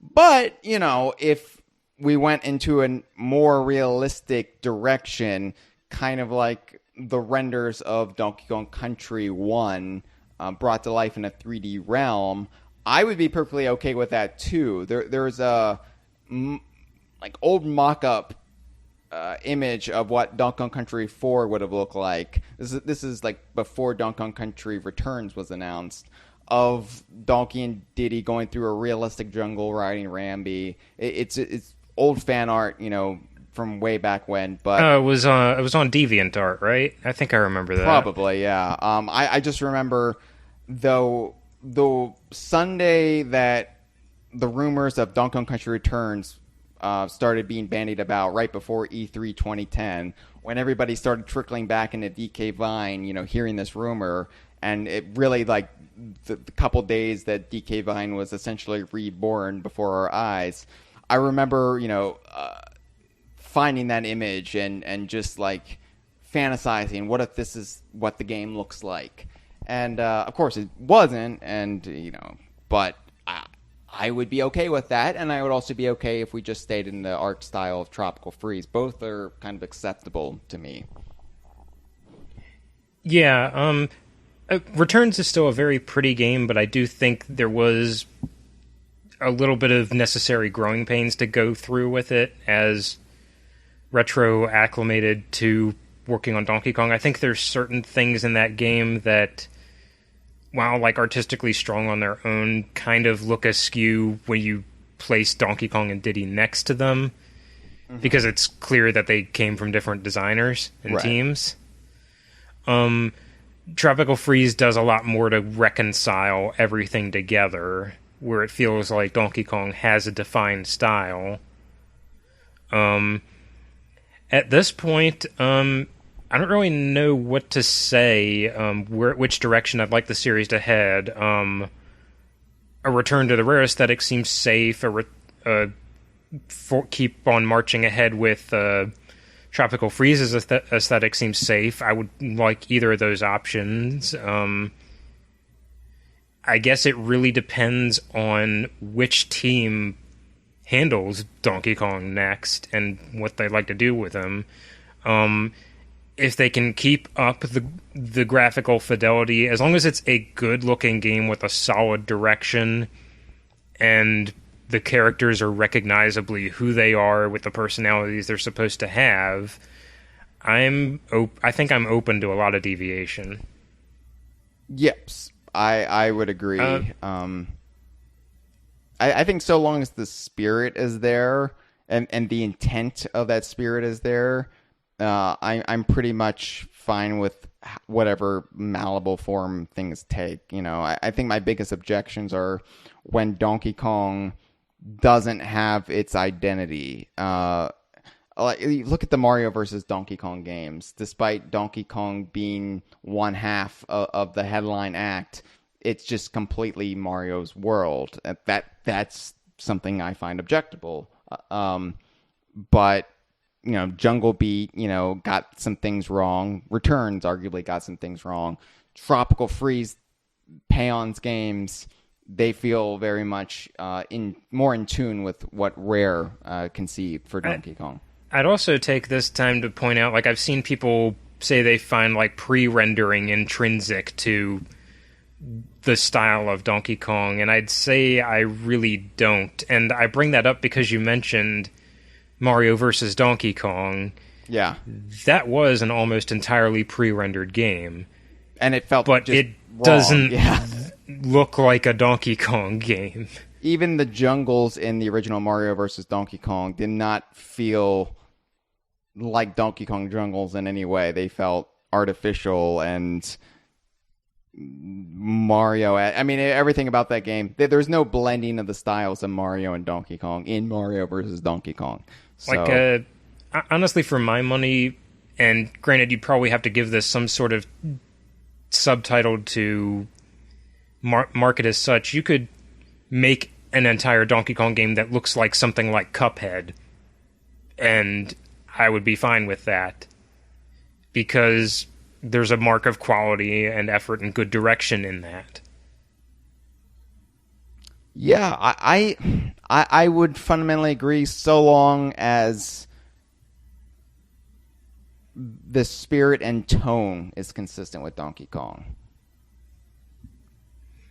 Like, you can go with any art direction you want to, so long as it doesn't betray what makes Donkey Kong work. That intangible quality of what sets the series apart from Mario or Sonic. Yeah, Exactly, and it's important that Donkey Kong does have an identity. I don't want to go away from that. Yeah. And for holding on to its identity, maybe it is important that it keeps some semblance of being a 3D game, regardless of what that means. Mm-hmm. But I do feel like you have some wiggle room within that, as long as you don't sacrifice... If you sacrifice visual identity, you don't sacrifice the identity of the rest of what you have to work with. Agreed. You know what the most horrible part of Mario versus Donkey Kong was? That their moms were both named Martha. Okay, third call. Hey guys, it's me, Justin. So I saw you guys were doing an episode on art design, which is probably one of my favorite subjects. But I have so many things I could ask about. But I thought I'd ask about one specific area. What are your guys' favorite designs for baddies in the Donkey Kong Country games? Some of my favorites are, I really like Clamp-On. They're kind of a Claptrap rip-off, but, they're cool. They have those big heads. I really like Coin in DKC3. He's just kind of ridiculous and stupid looking. I think he's cool. So who are some of your guys' favorite baddies? Thanks. See ya. Cameron, I will allow you the honors of starting this. This is a really good one. It's a hard one because I don't know if I have a straight up Cutlass. answer. Yeah, I was gonna go with. I was like, I don't know who else I'm gonna say, but I'm gonna bring up Cutlass for sure. Cutlass was so successful that the Donkey Kong 64 team basically just aped him with Kasha. He's a good microcosm of everything that I like about Rare's design sensibilities. In terms of the Kremlings, he's very visually distinct. The tiny little Kremling with the gigantic swords. Mm-hmm. He's funny. He has a funny animation, which is intrinsic to how you defeat him. And he has a funny, overly complicated backstory. Exactly. It's very much, I think, the quintessential Rare character. Like, all the elements you want in a Rare character are there. And it's just charming. There's this charm to him that even though he's a baddie, you can't help but love him.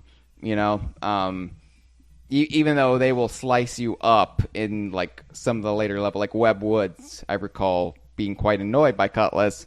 You're never left hating him. So he's got like it's the Wile E. Coyote effect where you feel like just sorry enough for them, even though what they're doing is wrong. Yeah. I would also say Copter in DKC3 is another like more tiny Kremlin, like small in stature Kremlin with some sort of gimmick, some overly complicated contraption that probably is too much for them. In this case, the propellers and his whole get-up. I prefer the design of Copter in DKC3 over what he looked like in Barrel Blast, but the fact that they brought back Copter at all is just shocking.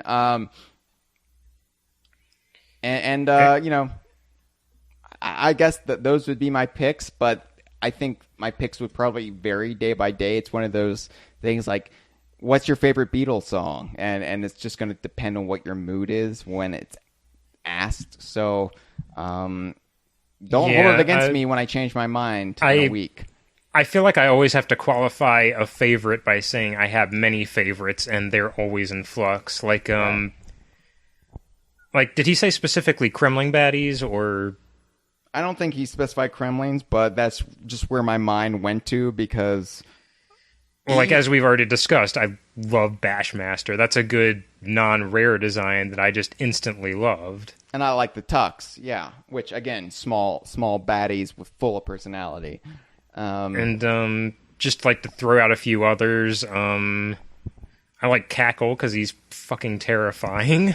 Right, he's absurdly realistic looking despite being a cartoon crocodile skeleton. Let's see, a few others. I mean, I still love Crunch, even if that's mostly just the premise of the character over the design, but I love the guy.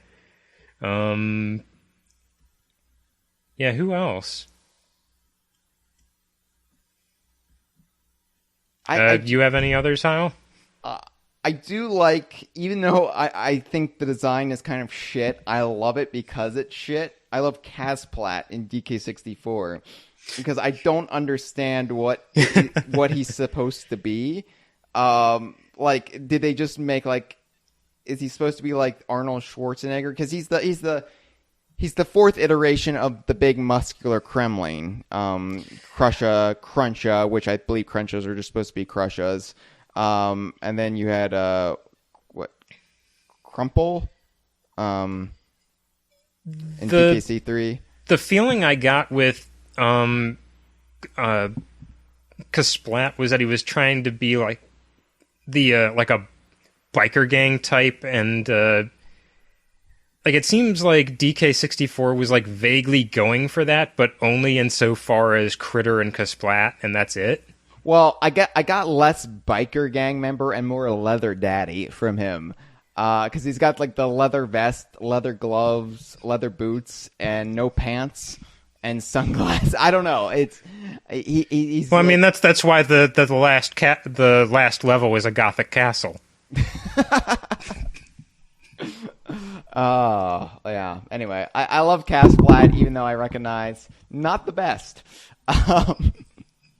Anyway, thank you for the call, Dustin. I like how he's a DK64 baddie we actually have a name for because he shouts it. Splat. Maybe that's why I also think he's a leather daddy, because he's splatting all over the place.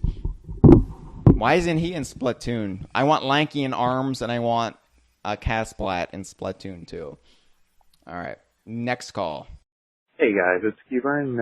I know these guys are talking about the art direction in the DKC series throughout the years. I just kind of wanted to bring up this one thing. In the Returns art, you know that weird-looking DK there, the one with the beady eyes, big head, sort of weird belly going on. I know it's just a placeholder just to see how his colors would look in the environments that they're working with, but it's such a weird design, and I would really love to see it in 3D. That's basically all I really wanted to bring up. Keep on Trangling, I guess.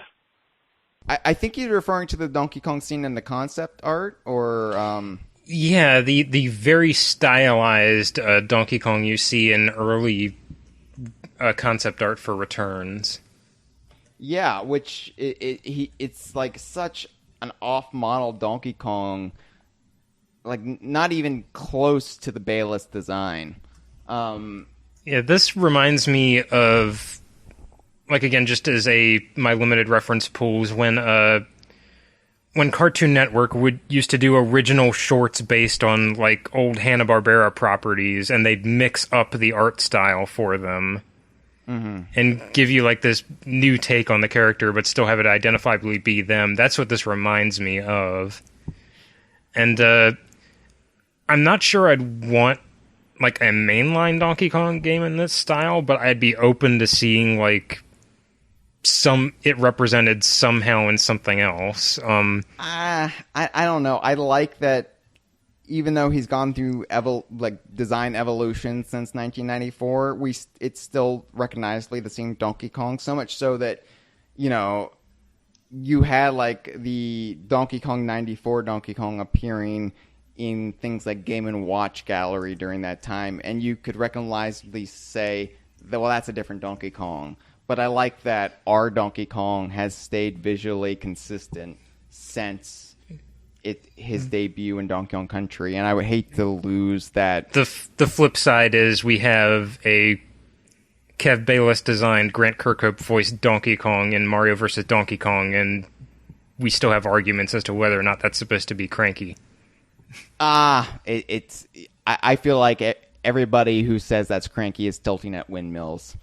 That's my hot take. I feel like it's clearly supposed to be our Donkey Kong, the country Donkey Kong.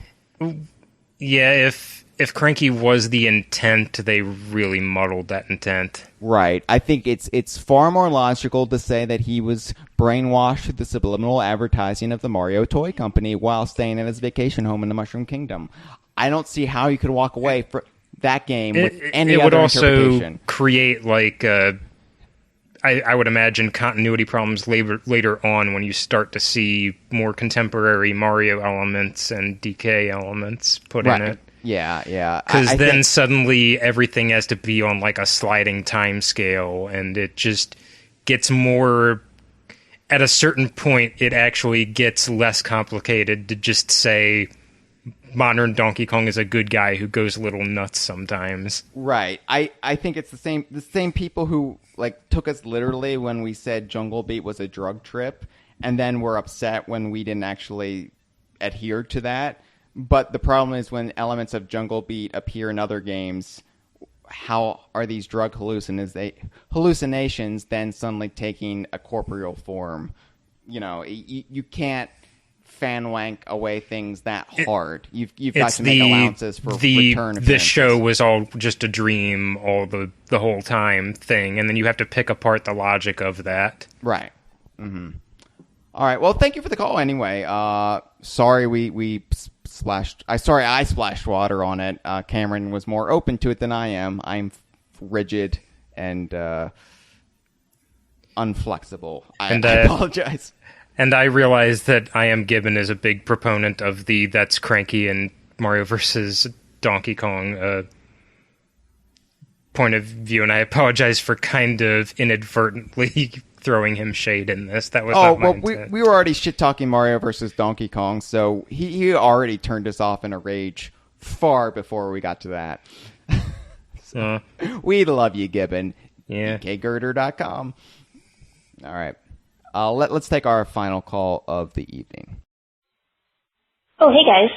This is Alter Mentality, or Courtney, also known as the zombie jingling from the forums, even though I don't really go there anymore. But, yeah, so my first time calling, but since I've been doing fan art for Rare for like 20 years, I thought I should call in for this show.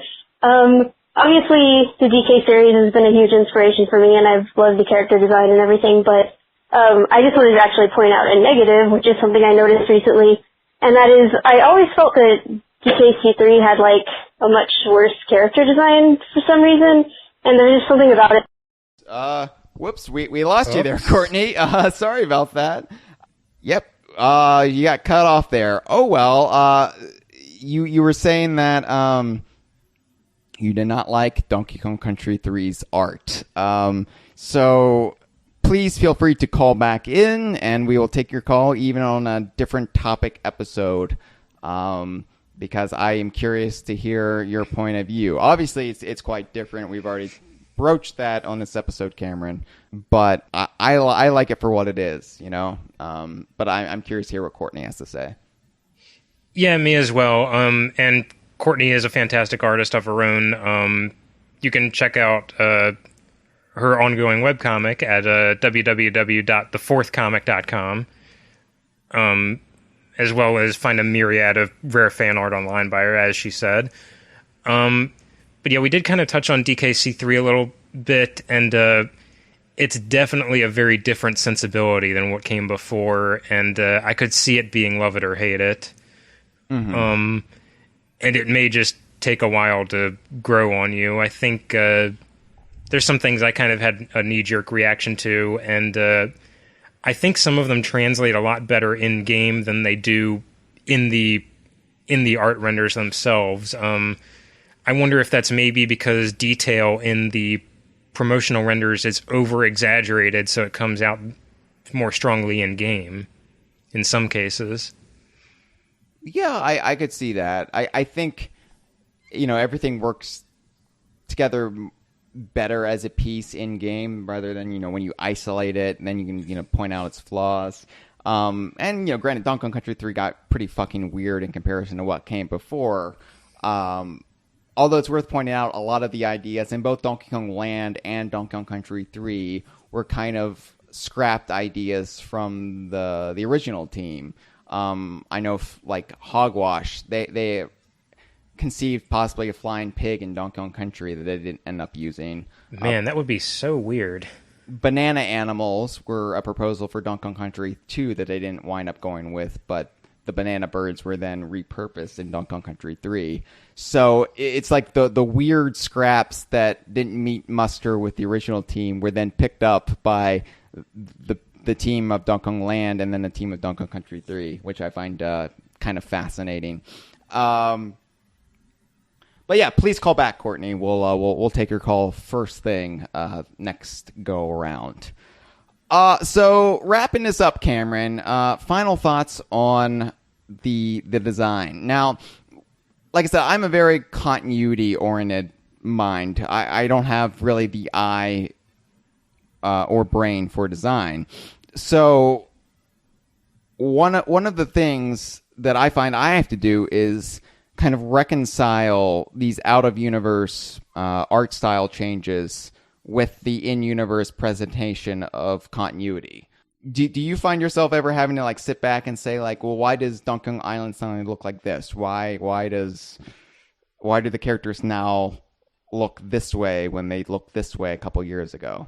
Or do you just accept it as an artist that things are fluid and can change?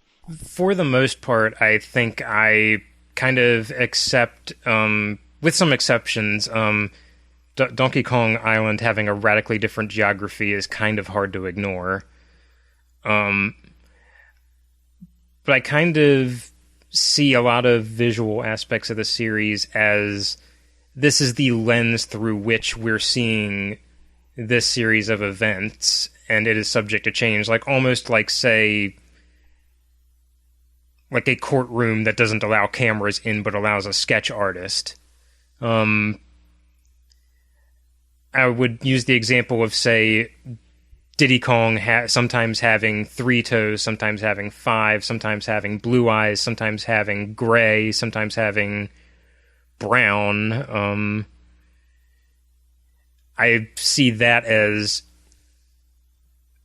just a matter of presentation. If the latest game establishes that Diddy Kong has always had brown eyes, and I mean, if in the latest game he has brown eyes and 5 toes, I just assume, okay, for the purposes of that game, that is how he has always looked. Okay, well, that's a bunch of bullshit. So, clearly, I mean, the correct answer is Diddy is wearing prosthetic golfing fingers and prosthetic golfing toes that are readily available in the Mushroom Kingdom. As for his blue eyes, well, he still has blue eyes, but the lighting conditions change wildly, so when we see him with just brown eyes, it's because the direction of the sun is hitting his eyes at a certain angle at that time of year, which clearly obscure the blue eyes, but they're there. When he turns around and he's in shadow, you'll see the blue eyes. You don't see it much, though, recent years, because at the time of the game's release, obviously, the sun is at a different angle, because we're no longer getting autumn releases for the Donkey Kong Country games. This has been a File 2 production. ¡Qué rico!